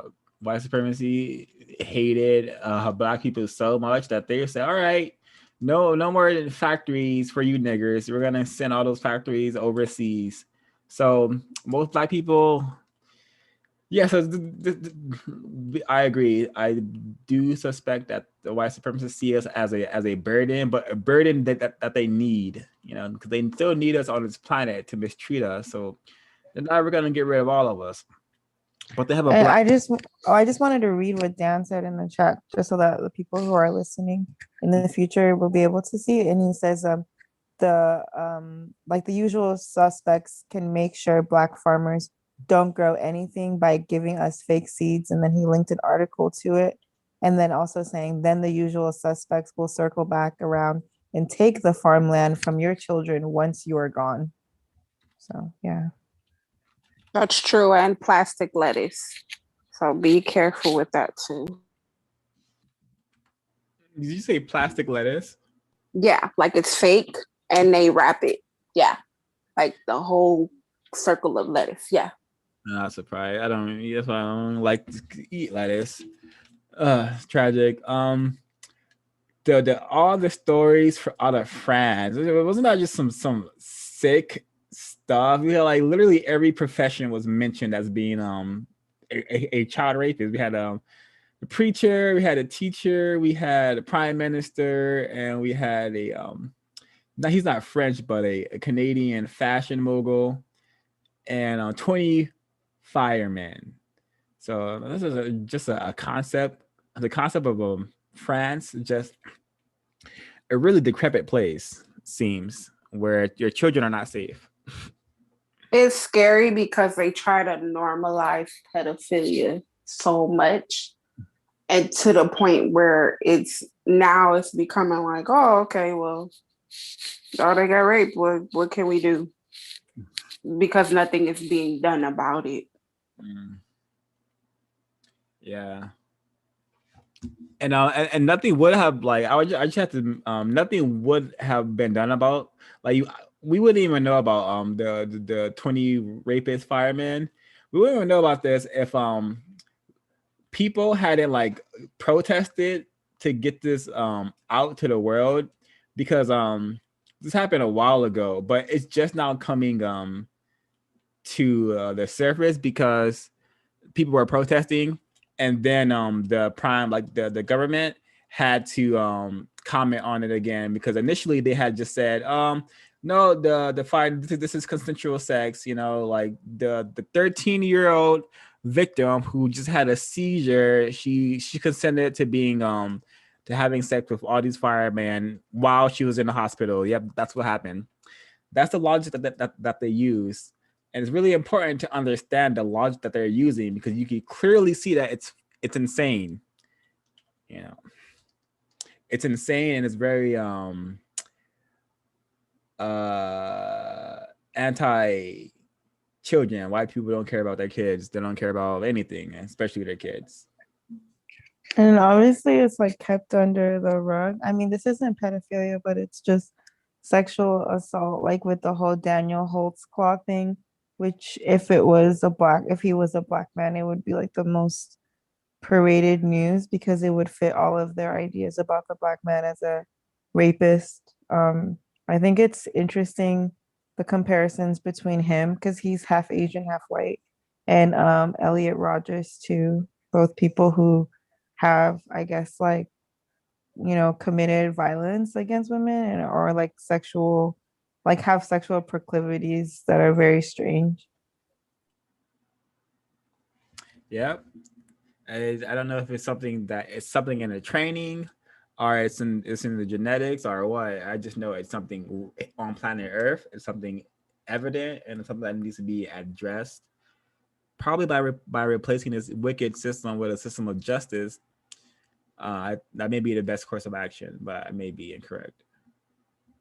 That just reminds me of when COVID had hit the pandemic. A lot of inmates in different prisons in California were like child molesters, or they were under the law of sexually assaulting underage children, that they were all getting out. It wasn't people that did little minor stuff, but it was majority of them that were getting out, and people were just not getting it. But once you get this system, it'll just all make sense. Totally agreed. Yeah, I remember actually. I remember they were saying a lot of white people were making a fuss because so-called prisoners were getting out. I guess they stopped making a fuss when they realized it was all their cousins being their fellow sexual predators, their associates. I remember that as well. I also remember black males in the prisons not being able to receive proper treatment, and them just totally being ignored and just succumbing to COVID while in the prison system. Actually, there are some places where the people who are considered like the people who need the COVID treatment and COVID vaccines the most, it was homeless, the people who are considered homeless, and people who are called homeless, and inmates.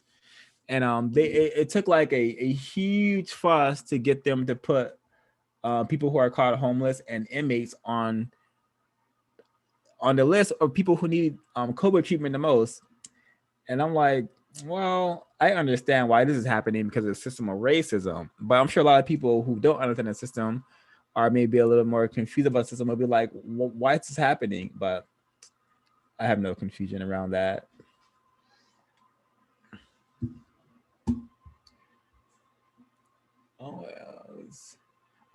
The George Floyd, you take my breath away, negrophilia is I'm not surprised by that. I see like I see the LAPD because I've interacted with those people quite a bit. I see them as just really, really sick high schoolers who are like the bullies in high school that when they did try to bully black people, they got probably beat up or something. So now they're cops who terrorize black people and non-white people.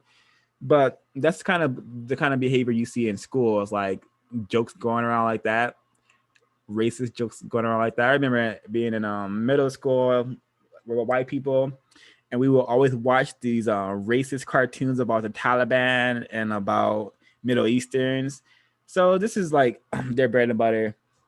But I'm surprised that it got out. Like, I'm surprised that it made the news. But perhaps these reports are also attacks against black people because the further degradation of George Floyd is continued through this mocking that the LAPD was doing towards him. And if you didn't see that part of the broadcast, I'm talking about LAPD on Valentine's Day. They were sending around this message of a picture with George Floyd saying, "You take my breath away." White supremacy 101.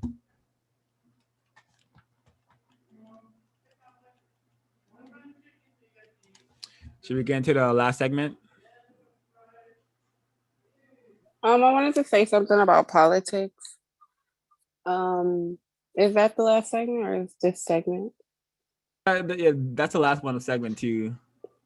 Oh, okay. I wanted to state of the Donald Trump getting indicted. It just, they did the trial for show to make it seem like to these non-white people that they were actually quote unquote doing something. But majority of people that do know the system knew that he wasn't going to get indicted, that nothing was going to happen to him, even though they had evidence in the phone calls that he had et cetera, et cetera. Everybody knew that nothing was going to fall under him because the whole agenda was to push like that they're not a racist system functioning. So let's punish him in one way or the other. When in reality, okay, we're going to impeach him, but we're not going to indict him. He's not going to get charged with anything. Yeah. I think too, to add on to that, like they make money. Like, you know, when Donald Trump got elected, the head of CBS, right? He said, like, we're going to make so much money from this. And I think this whole impeachment thing is like the media trying to milk that last bit that they can because they know that Trump is a ratings boost for them. And it's all just a fake event because nothing came from it anyway, except that a lot of people were tuned in, you know, and they get a lot of ad revenue.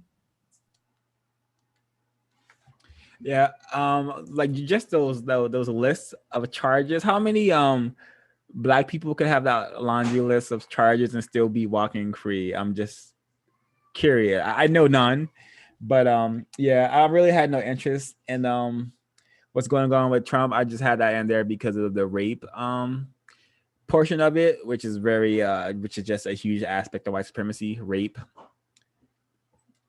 I really also think it's interesting that 25,000 Latinos are getting asylum to come to the U.S.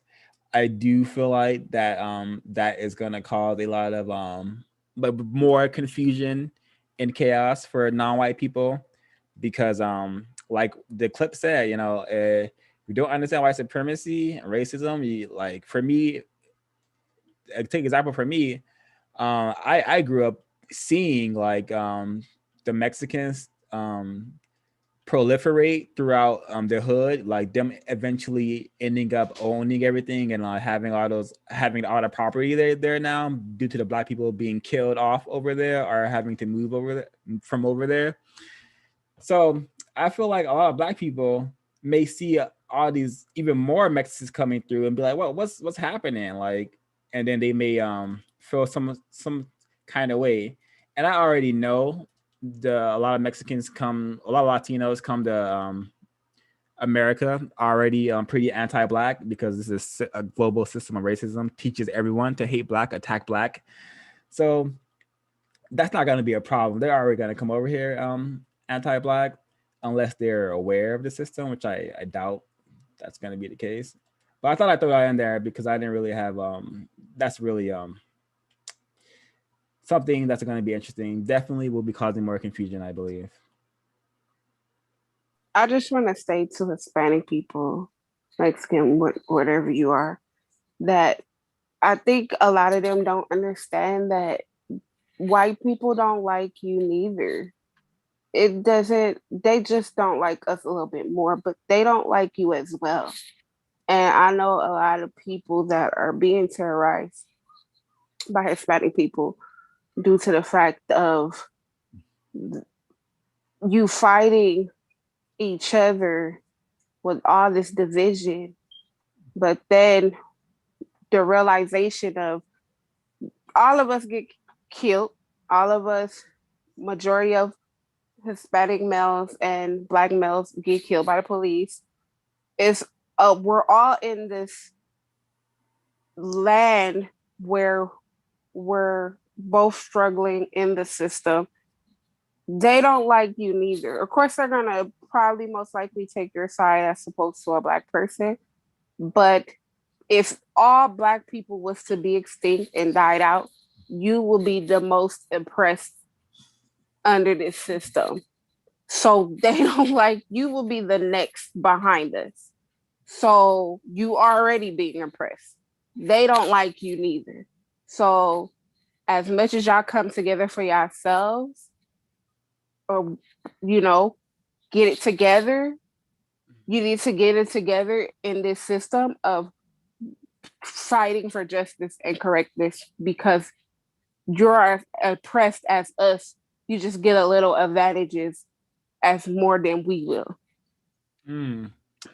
Black excellent comment, Miss CJ. It reminds me of during the George Floyd protest where like the Latin Kings teamed up with the LAPD to terrorize Black people and to abuse the protesters who were going through their neighborhoods. And I was like, wow, this is pathetic. You have the so-called Latin Kings, which is supposed to be like a gang working with the police. But then I'm like, what am I talking about? This is white supremacy. This is what's supposed to happen. People have, like, races have, like, the people of the world's white people have long gotten other people to team up with them and attack and kill Black. But it was just a clear example of how, like, the lack of deep self-respect that Latinos, Hispanics, whatever they are called by white people have. And it's not that far off from the level of deep Black, the level of lack respect that Black people have. You know, all victims of white supremacy are in a very pitiful state, I believe. So, and I hope when I say stuff like that, that non-white people, Black people are in a pitiful state, it's not seen as an insult, but as a accurate description of what I am seeing and experiencing.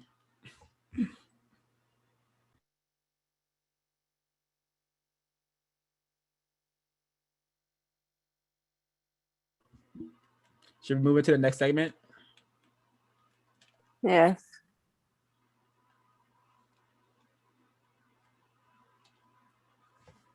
Alrighty. Dun, dun, dun.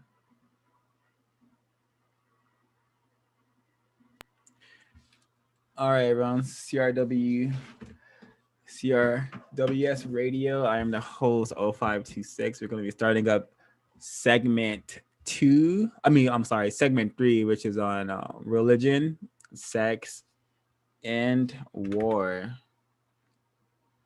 In Kentucky, more than a dozen Black pastors received COVID-19 vaccines at a Lexington church to encourage more African Americans to get vaccinated. Corinne Boyer of member station WEKU reports the effort is aimed at boosting vaccination in underserved communities that have been disproportionately affected by the virus. The pastors were inoculated at the Consolidated Baptist Church, which serves as a vaccination site. Kentucky Governor Andy Beshear spoke to the pastors and said acknowledging the long history of inequities and racial discrimination was critical to ensuring that communities trust the vaccine's safety. Pastor Michael Zachary says publicly receiving the vaccine will ease some of his parishioners' fears. I think that would be something positive for them to know that their leader would take the stand first and get the shot. So I wanted to do that for them. Along with a whole load of other woke stuff, yeah, which I know that some people say, oh, it's a woke agenda, and maybe it's just here to annoy us. But this is the story on the front page of today's Times, which talks about midwives have been told to refer to chest feeding rather than breastfeeding. And I know that it's taking place in an area of Brighton and Hove, which perhaps have a larger trans community. That might have something to do with it. And I know that we could be treading on eggshells. I am sick and tired of people telling me how to think and what words I can use. And if you're that upset about it, then you know what? Close your ears. I know, exactly. Because I don't want to upset, by the way, anybody. I don't want to make a pejorative view about anybody and how they live their lives. That's fine. Yeah. But please stop telling me which words I can use or not. Well, I mean, if somebody's breastfeeding a child, surely that's what they're doing. Now, if it happens to be that your breasts are somehow belonging to a man, it doesn't mean they're not breasts, does it? I mean, I'm sorry if I'm confusing the issue here, but if you're breastfeeding a child, that means you have managed to produce milk, which means... Well, quite, it's a biological fact. Whether you call yourself a man or a woman is irrelevant. You can't start saying it's chest feeding. It's not. It's breastfeeding. But isn't this part of the problem? So you have that story, which is one issue, which is another one, and you'll have these people who are arguing, and they can't possibly see that anybody should be offended about anything. Right. And I think that we are ending up... Except they're offended about everything. And the bottom line is, as well, an awful lot of this is done at the behest of people who are not those who are actually affected by it. So that, for example, if it's decided by the hospital, which I think it has been in this case, the hospital is not run necessarily by people who are trans. It's run by people who are worried about trans people being affected and upset.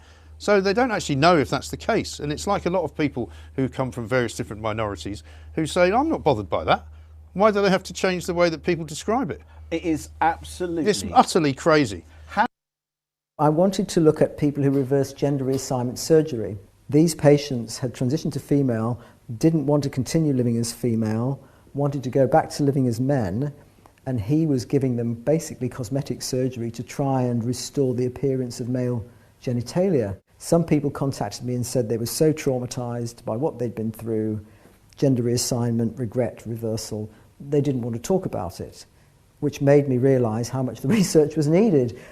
I felt morally obliged to speak out because people are telling me that they've been harmed and my profession should do no harm. It's obvious to me that people don't like talking about people who regret gender transition because they're afraid that it will throw some kind of doubt or questioning on their motivations and perhaps some or all of the rights that they have achieved. But I am minded of the philosopher Ken Wilber, an American philosopher who's still alive, who has been writing since about the 1980s, and he said that any idea, even a good idea, if taken to an extreme, can become a bad idea. Taken to an extreme. So I wonder whether that isn't operating here, and because when people have said to me, after I've given transgender awareness trainings, and I do tell people what's actually happening out there, that the profile of people has changed and something's going on collectively, and people have come up to me afterwards and said, I'm very glad to hear what you said because I thought that, and some people have said I thought I couldn't say it, and some people have even said I thought I couldn't think it. So that means that people are self-censoring thought, not just speech. This man is in court to face a judge. I'm sorry for my actions. Did he do what he's been accused of? I miss Erica, my wife, terribly. Or do they have the wrong man? Beautiful Erica Crippen Crosby, a young mom, had vanished. She would never leave her kids. Not reported missing for 8 days. I looked at my husband and I said, something happened. Where was she? Was she dead or alive? Would authorities get to her in time? Erica was a very loving, funny child. Loved to play practical jokes on people. She was very energetic. She was an awesome mom.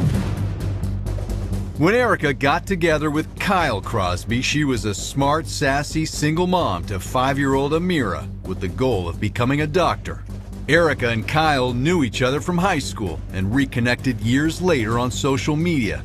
At first, their relationship was a whirlwind romance. To me, their relationship was like a Cinderella thing. Yeah. Like she lost her gold, her slipper, and he found it, and he's Prince Charming. Erica was crazy about Kyle, and her family loved him too. We love Kyle. Yeah, we did. We took him in as one of our own. Like he was like a son to me. But not everyone was a fan. It was just this vibe I got from him. But I felt like I was the only one that felt that way, so I kept it to myself. Over time, Erica would confide only in her best friend Amiris Torres about the troubles brewing in the relationship, like his drug problems, past criminal record, and fights which at times turned physical. I always had a feeling against him for what he always put Erica through, how she used to cry, but that's her partner, so I still have to love him and I still have to support her. And sometimes they come to the conclusion, quite often, that, well, we have too many dark-skinned people in this particular area at this particular time. So we're going to have to tailor that population. And that's a term that I gave to it. But what it really means is kill people. We're going to poison the water, or we're going to unleash a dam on them and flood the area so that they'll have to go to higher ground, all right? And in trying to do that, they will perish because we will see to it that they will, because we're not going to rescue them. And or we'll just send in soldiers. Now, we don't like to do that. And we'll just, under pretense of we came in there under threat of they cooking up something against us, some type of terrorist activity, and we'll just slaughter them. And we'll do this for about 6 months or maybe 6 years or whatever time it takes to do it in an orderly manner until we get that population down to where it ought to be. Or we just might send in some doctors and give them all AIDS and knock off maybe 3 or 4 million that way. And we'll get that population down. We say that the projected population in that particular area for the next 5 years is going to be 20 million. We need for that area to be cleared out down to about 5 million. So when we get it down to 5 million, then we'll cut off the killing. And we will actually go in and help whatever tattered survivors that they are and make us look good. Because we like to feel good about ourselves. That's a part of the program. All conquerors do. We don't like to think that we are inhumane. It's just the cost of doing the business that we have chosen, like in any organized criminal organization. And that's what population tailoring means. And by doing so, see, you can govern the future of what's going to happen in any particular area, anywhere in the world at a given time, for the next 100 years maybe, just by tailoring the population to the way that you want it. The West African country of Guinea has officially declared a new Ebola outbreak. At least 3 people have died.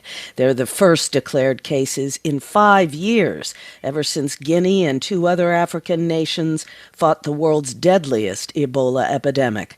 The World Health Organization confirmed an Ebola resurgence in Democratic Republic of Congo just last week. Hey guys, moving right to left, behind the wall! They're Australia's elite soldiers.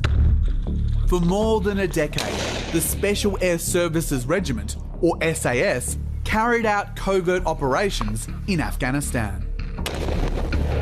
They're going to look back and see that we were the guys in there murdering and invading and not there to do something that is honourable. In your opinion, were war crimes committed in Afghanistan by Australia's Special Forces? Yes, there were. You can't shoot unarmed people and not call that murder. Billowing clouds of tear gas fill the streets across the capital. Anti-government protesters chased down and smoked out by the police. Every age group is involved in this street battle. The stinging gas can't be avoided. This was a day promising revolution against President Moise. It was consistently and indiscriminately stamped out. Drive-by shootings by the police continuous. But the security forces were having none of it. Police units moved into the crowds, firing continuously, tear gas rounds, handguns and rifles. It's not difficult to see why people are unhappy. Port-au-Prince is a hellhole of poverty. This is a functioning marketplace. It's hard to believe. The city looks like a battlefield. In parts it is, but these streets, destroyed in a huge earthquake a decade ago, haven't been rebuilt. The people say the president has failed to do anything, has overseen mass corruption, but worst of all, has allowed kidnapping for ransom to grow into the country's biggest growth business. Communities are terrorized by kidnap gangs. Now they barricade themselves in.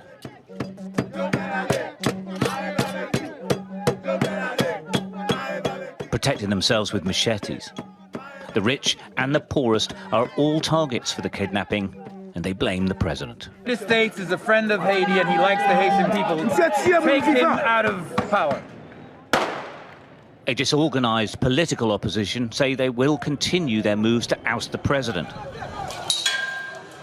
But each day this country, already one of the poorest in the world, is sliding into absolute anarchy. Stuart Ramsey, Sky News, Haiti. In broad daylight, a teenager is about to be shot. The protester circled is Mia Twek Kaing. She's taking cover with her sister and other protesters in Myanmar's capital when you hear a crack. We've stopped the tape, but immediately she collapses and is dragged away. Head. Doctors say the brain damage is extensive. She's been in intensive care since Tuesday. The day of the shooting was the most violent so far. as well as water cannon. Live rounds were being used by the authorities. The military says it opened fire at around 12:30 in response to violence by demonstrators. Photos from the scene show at least one officer with a submachine gun. This is not a weapon that fires rubber bullets. This is not a weapon that fires less lethal weapons. This is a weapon that fires bullets which are, designed to kill. Today is Mia's 20th birthday. It's unclear if she'll ever wake up. Let's get started now. Clashes between rival tribes in Darfur have left more than 130 people dead, 2 weeks after the end of a peace mission in the volatile region of Western Sudan. The violence is the deadliest since the end of the December 31st of the joint UN and African Union peace mission in Darfur, which has been operating in the vast region for 13 years. On Monday, at least 47 people were reported killed, while 83 died in separate weekend clashes. Michelle Ngele Odhiambo with the details. Ahlam Hamid fled from her home in Sudan's Darfur region 17 years ago when government troops and militiamen, some on horseback, raided her village and clashed with rebels. Now she worries she will be at the mercy of those forces once more as an international peacekeeping mission deployed to contain the conflict abruptly pulls out. My name is Alam Hamid. I am a representative of the Kalma camp, and we are on the 7th day of our sit-in, which we have organized to protest the withdrawal of the UN AMID forces. And despite this sit-in, the Security Council did not respond to our calls. The decision is final, but I hope they can take back this wrong decision and be ready for any attack that might happen at any point, so they can protect us and not leave us to die like before. Libya's Mediterranean coast has become a death trap for tens of thousands of refugees. Despite restrictions imposed by the EU, some humanitarian organisations are still trying to rescue migrants in distress at sea. Some folks say we're the traffickers' accomplices, but we're here because people are dying. If Libya's Coast Guard picks them up, these migrants will find themselves in one of the country's dreaded detention centres. Situated in the Horn of Africa is Ethiopia, a landlocked country of about 114 million inhabitants. Since November 2020, the Tigray region in the country's north has been embroiled in an armed conflict. A war between the Tigray People's Liberation Front and forces supporting Ethiopian Prime Minister Abiy Ahmed. In January this year, the United Nations revealed that it had received disturbing reports about the rampant use of sexual violence in the conflict. This included reports of individuals being forced to rape members of their own family.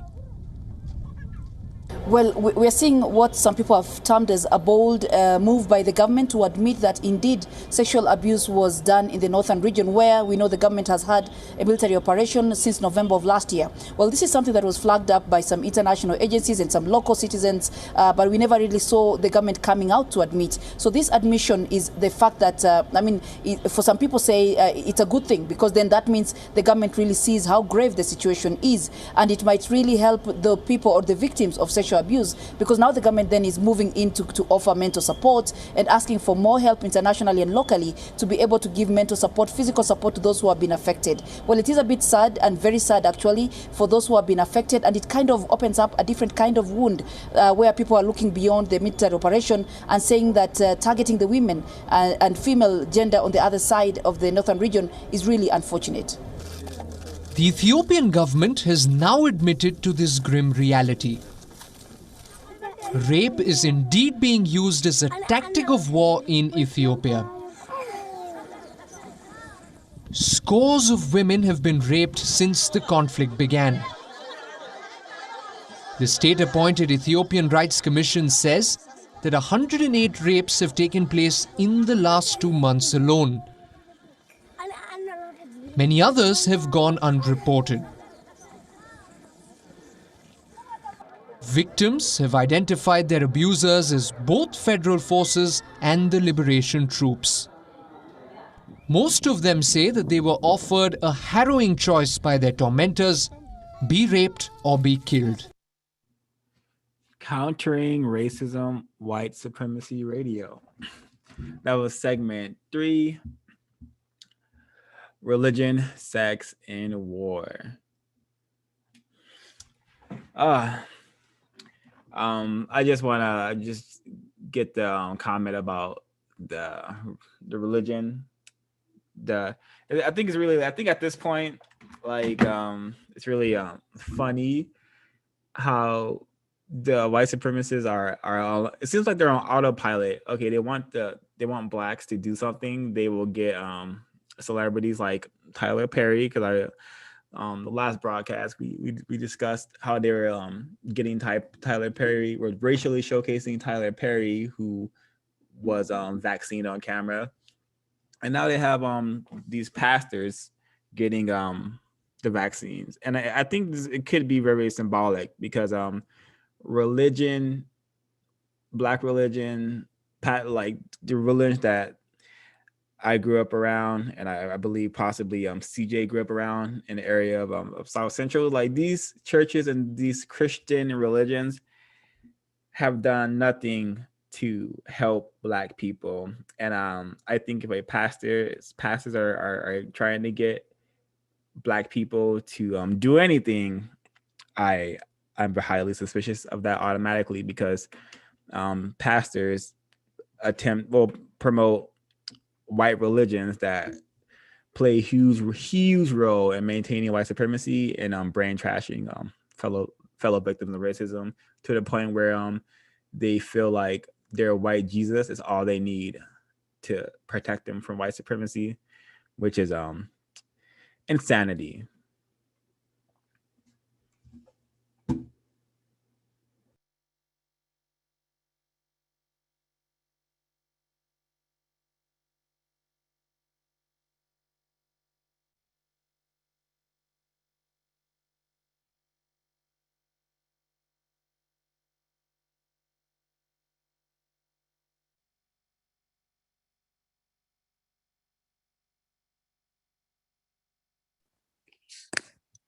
Yeah, I think it's interesting in that COVID one about the religion, how the people in, like, pastors, etc., can be like used as, I guess, agents or racially showcased. And it's so interesting how, like, the two areas of activity that they've used Black people to get other Black people interested in the vaccine are like entertainment, when it happened with Tyler Perry, sports, which I guess is another part of entertainment, which was like Hank Aaron, and now religion. And it just goes to show, like, what they think about Black people's intelligence is that they just think if we just get celebrities and pastors to take these COVID vaccines, and like the Black people will do it too, because they're just sheep and that's who they follow.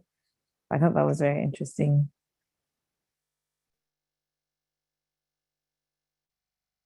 I think they feel like most Black people or non-white people need a leader, that we're kind of the follow the leader group of people. So that's the only way that they feel like they can reach us, is to have somebody significant up there that we can run to follow the lead of. And it goes along with how they run their business, because if you have a problem with taking the vaccine shot, then you will have a problem with another Black person. See, that's how they set everything up. Can you expand on that? I think. Well, so the whole idea is to keep non-white people, focused on and in conflict with each other.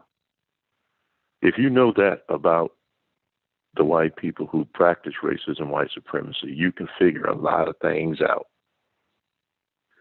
That's the whole idea, is to keep us focused on and in conflict with each other. So they raise up black people in positions of prominence. They put them there for that reason. Some of the black people, it'll get them to do what it is that they're trying to get them to do. The ones that won't follow along with that, they don't have a problem with the white people who raised up the black people. They end up having a problem with the black people who have been raised up. And from the white person's perspective, from racist man and racist woman's perspective, that's okay. It's okay, because as long as the black people are fighting amongst themselves,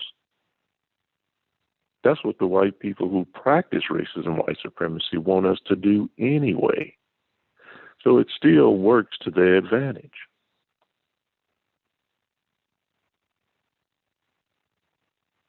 You know, black people talking about, yeah, Tyler Perry doing this, and yeah, you know, they asked LeBron to do it. They asked this person to do it. These churches, these black churches, and all of a sudden you got a whole bunch of black people arguing and fighting with each other about a vaccine that none of them made.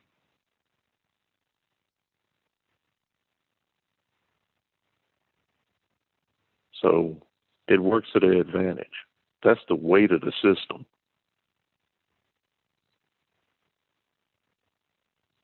Yeah, I could totally see that. Like even I think so-called cancel culture is a huge example of that, where the blame is put on the black person and never the system of white supremacy. What was the just all the chaos and conflicts across the globe?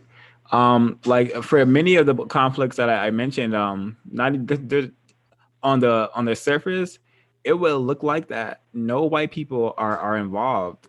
But if you understand the system of white supremacy, you would know that racist men and racist women are always involved and stuff like that going on, because A, they make all the weapons and guns and control who has all the weapons and guns, and B, their bread and butter is war. So anything looking like war, people dying on a massive scale or dying in huge numbers, I'm certain white people 100% are always involved. The Ebola crisis 2.0 starting up in Congo, the place with the most minerals on the planet. Very suspicious, not surprised at all. Ebola was even mentioned in the ISIS papers in chapter 25, the white supremacy mindset. And I'm certain that this is biological warfare again happening in the Congo to keep those black people in the lowest positions and heavily controlled, because they need total control on Congo to control the rest of the planet, I believe. Yeah, they have to do that. There just isn't enough white people on the planet to watch all the non-white people that are on the planet 24/7. There just ain't that many white people. And in order to control them, you're going to have to watch them. So what do? They get the non-white people to watch each other, to argue with each other, to fight each other, to kill each other, and they give them the means to do that.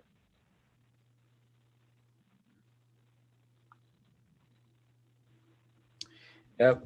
I'm reminded by the last report from Ethiopia with the soldiers raping the women there and forcing family members to rape each other. Reminds me of the very same things that white people were doing to black people when they got to the continent. So I'm like, this is really tragic and sick that these Black people have been trained to do the same exact thing that were done to them about 100 years ago. And that's really sick. And the government, like, the government, for the government to go and confess or to state what it's doing and it to not be held so-called accountable should be a huge should raise everyone's antennas that this government is admitting to war crimes and nothing's going to happen to it, which let us know that perhaps they're not controlling what's happening over there. Perhaps white people are, and perhaps white people are to blame for all of the reports that have been broadcasted today, especially the one in Ethiopia, because that training, those behaviors are 100% white European behaviors given to Black people. We learned in the ICE paper as well that Black people rape due to their due to being part of their programming, being trained by white people, and also due to them being totally powerless. And rape is one of their few ways where they can exert power over someone else outside. It's a way to act immediate power, which is the only kind of power that Black people have. Any other comments? We covered a lot of news. I'm sure there's something cross into you guys' minds. Yeah, I think that Mr. Williams made a really good point about, like the white people being like choosing who, like, if they're depending on the population, choosing what to do with the population and adding it into the context of the wars. A lot of times it is like, it makes a lot more sense when you see these wars. A lot of people think that they're just like nonsensical, but it makes a lot of sense when you think about all of these people are vying for resources that are on their own land but are allocated to them by white people, and they're vying for like white people's acceptance, and they will do the most brutal and depraved things to get white acceptance. And it's really, really sickening to hear a lot of this news, especially the Ethiopia story. And it's really frustrating too, because the news reports never, it takes like decades or so of things happening to produce these type of depraved like behavior, and the news never goes into like whatever conditions were happening that are causing this now. And it does that on purpose to show these countries in these perpetual cycles of nonsensical violence, so that we just always associate the Black person with nonsensical violence instead of understanding the proper context that these situations are in. Just like with Haiti, like they don't talk about really like the whatever political things are going on in the years before that have led up to these uprisings and whatnot. It's just, oh, look, this country is again in a destabilized state. This is what happens to Black people when they have their own country, even though it's just an appearance of having your own country. Right. Yeah, exactly. And that's how it works. Did you guys ever see the movie Hotel Rwanda? Yeah, quite a while. Yeah. Yes. Yeah. So white people were actually there. They were there in the country. They provided weapons to the Hutus and the Tutsis. And they could have stopped that massacre from taking place. But why would they do that? I mean, they provided the weapons to them. Yeah. And then they left. Take another look at that movie. They left. And, then the Black people killed each other off. They knew it was going to happen. They provided them the weapons, and it's interesting. If you just do a little bit more research, you'll figure out, and I'm not, just talking to the people that are, in this meeting, but I mean, anyone who happens to be listening to it as well. You just do a little bit more research and you'll figure out how it was that white people were involved. It should, yeah. Shouldn't we just assume that white people are always involved? I do. Yeah. I mean, if there's any, one of the books I read, what was it? I think it was Destruction of Black Civilization. So, black people in Africa were already, fighting against each other and whatnot. They had their differences, as well as, people on this continent where we are. The same thing, have their differences and fight against each other. For the most part, find a way to live together. May not be in harmony, but I mean, we weren't mass killing each other off, right? But what the white people who practice racism, white supremacy, did was they take all of these differences and magnify them for these different groups of black people or Native Americans or whomever it might be, non-white people, and then provide them with a way of killing each other off. And this has happened all over the world. Iran versus Iraq. Same thing. Same thing. They provide one side with the means to kill a number of people on the other side. And after a while, then they'll switch and provide the other side with the means of killing a bunch of people on the other side. And they'll keep this going back and forth for years. For years. And this is the reason that part of counter-racist code is, if you're going to fight against that, you can't participate in it. Yeah, you can't participate in it at all.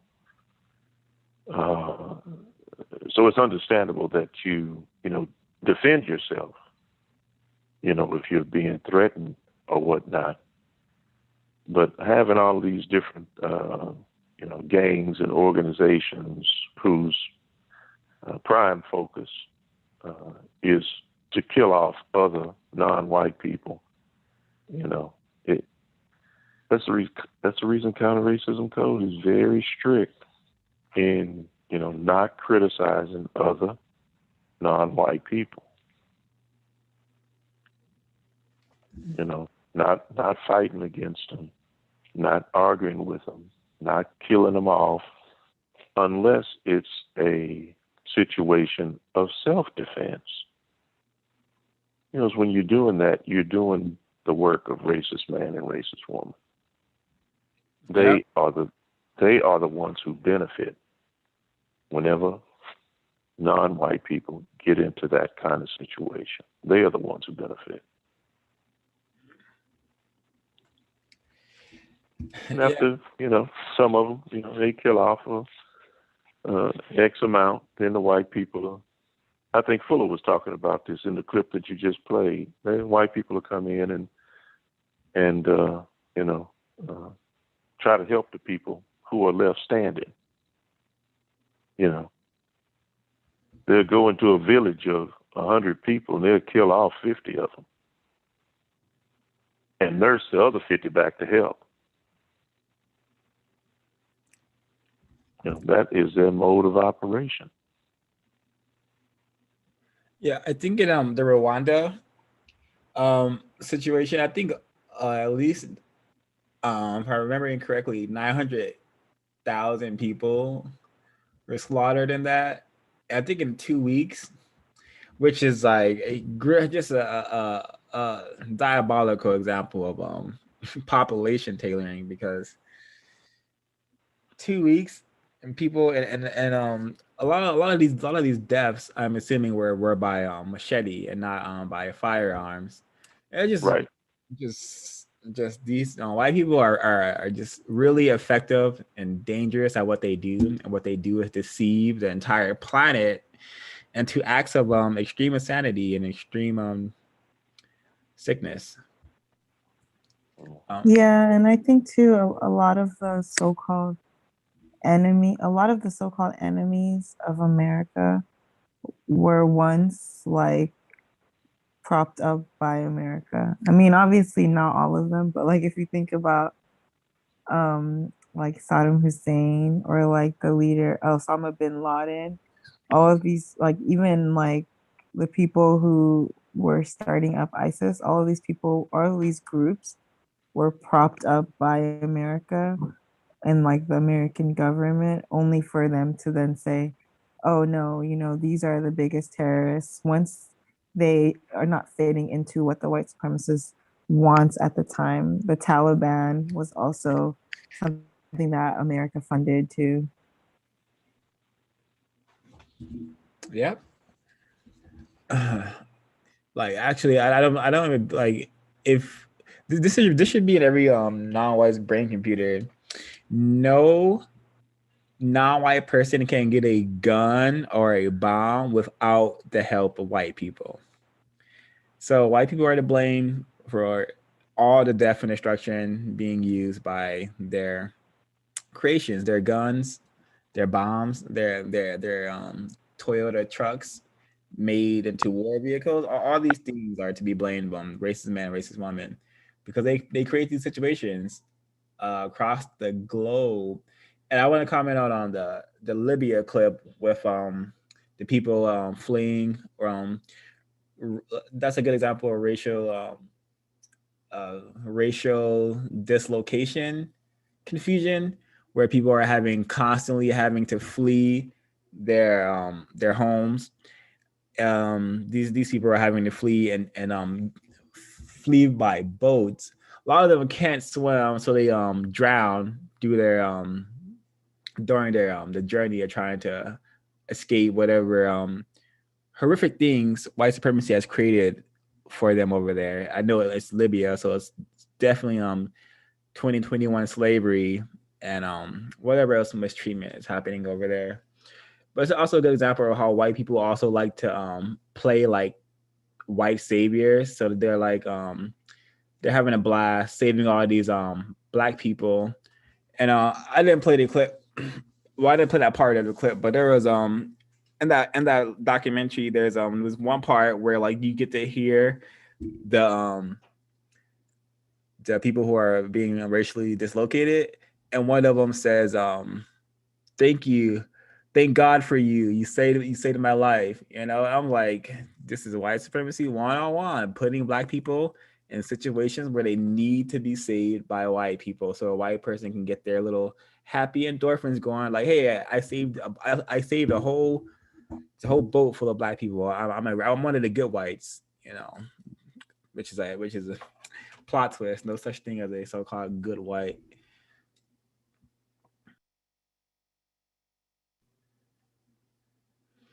Any more comments about any of the clips I played?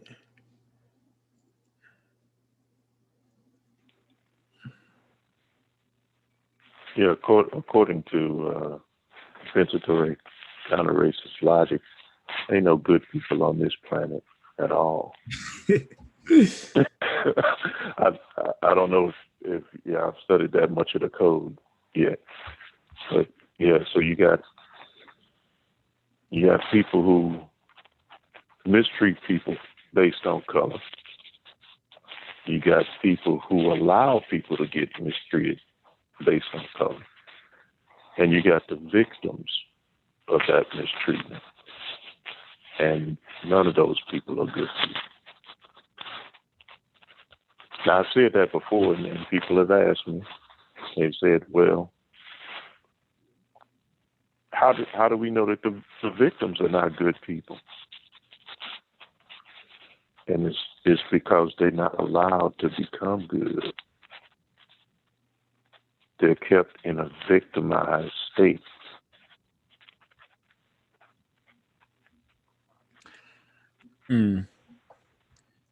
So do we consider that not good enough to be good?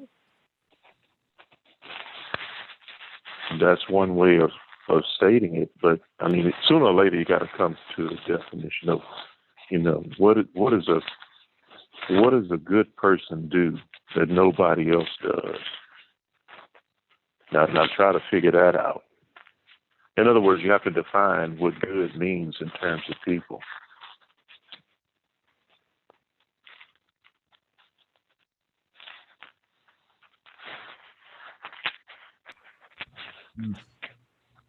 I want to talk about. I think the Darfur clip is also another good example of what you mentioned, Edwards, about the racist man and racist woman putting the tribes against each other to fight each other for years. Because I believe that's like a over a decade long conflict.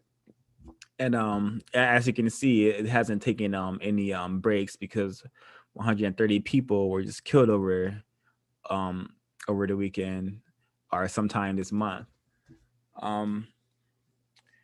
which is this stuff will continue 24/7 until racism is replaced with justice. It's just I believe victims should be informed of what's happening on planet Earth. Perhaps it will encourage victims who are not attempting to produce justice. It will encourage them to potentially start attempting to produce justice. I think to refine my statement for earlier, I would say that there's no such thing as a constructive white person. They're all destructive. To me, to Black people, they are constructive when it comes to maintaining white supremacy for themselves, because it doesn't benefit me for white supremacy to be here unless we consider crumbs and this cell I call my dwelling constructive.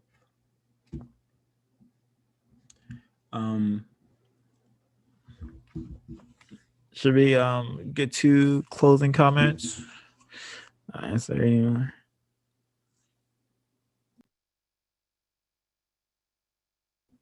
Yeah. Anyone like to start? I'll start. I really enjoyed this radio session.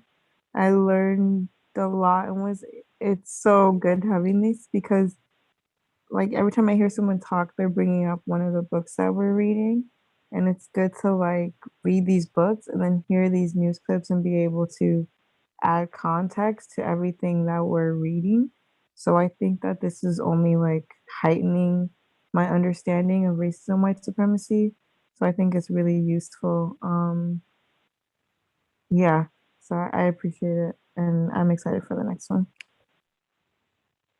I'm glad to hear everybody's stance on everything, and I'm glad to understand and decode the situations of the actual life events that's going on under this system.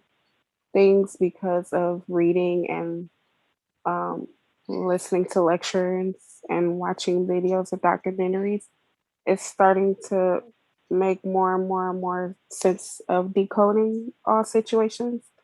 So I'm just excited to learn more. Just learning is a power that the white system would not like for non-white people to have. Ain't that the truth? I'm always thankful for constructive conversations. I'd like to say, though, that if I ever say anything that anyone disagrees with, don't hesitate to call me out. I mean, at any time. A lady asked me early on this call to expound on something. And even in the process of explaining, if something doesn't make sense, don't hesitate to call me out. I mean, I haven't done nothing. The system of racism, white supremacy is still here. And so I could be saying something incorrectly or doing something incorrectly. And I would hope that non-white people would correct me on that. And the sooner the better. Well said. I feel like every victim should have that mentality. But according to the code, it's on code to correct people or attempt to correct people, and then that criticism not turning into an argument. Yeah, understood. It won't turn into an argument with me, I guarantee you that. Oh, I'm aware. Totally, I know. I immediately go into the question mode. Immediately. So, thank you. Question mode. I think for the next session, I will be coming with sessions to questions. But for me, this is a really just further study into what my life has been, white supremacy. It's unfortunate that I am living in this system, and I have realized to the degree of how wicked and evil and white this system is. I think it's constructive to get these kind of things in the airwaves. So even if not anytime soon, maybe X amount of years from now, some people may discover this content and say, "Oh, I want to do stuff like that. I want to also try to solve the problem," because I feel like this is how we're going to solve the problem. We need, in the effective numbers, people doing stuff like this, just talking about the problem, studying it, learning it, and being brave enough to call it what it is. Because I believe that's all what we're attempting to do. Just study this system and call it what it is. And it's unfortunate that for a large majority of our history, we were murdered and killed for calling things what they are and for thinking. And now that we do live in a society where we can think and call things what they are, we for the large majority of us don't know that we should be doing this or don't care to be doing it, which is very tragic. But I don't think the creator is gonna get us out of this mess. I don't think any God is gonna get us out of this mess, or religion. I think it's gonna take Black people doing things, not talking about doing things, not thinking about doing things, but Black people doing things. And I hope that at least segment two will inspire some Black people to get serious, because they should want this planet to be rape-free, killing-free, violence-free, child raping-free. If you don't want a planet like that, then yeah. Dad, would you like to give a closing comment? Or can I close out?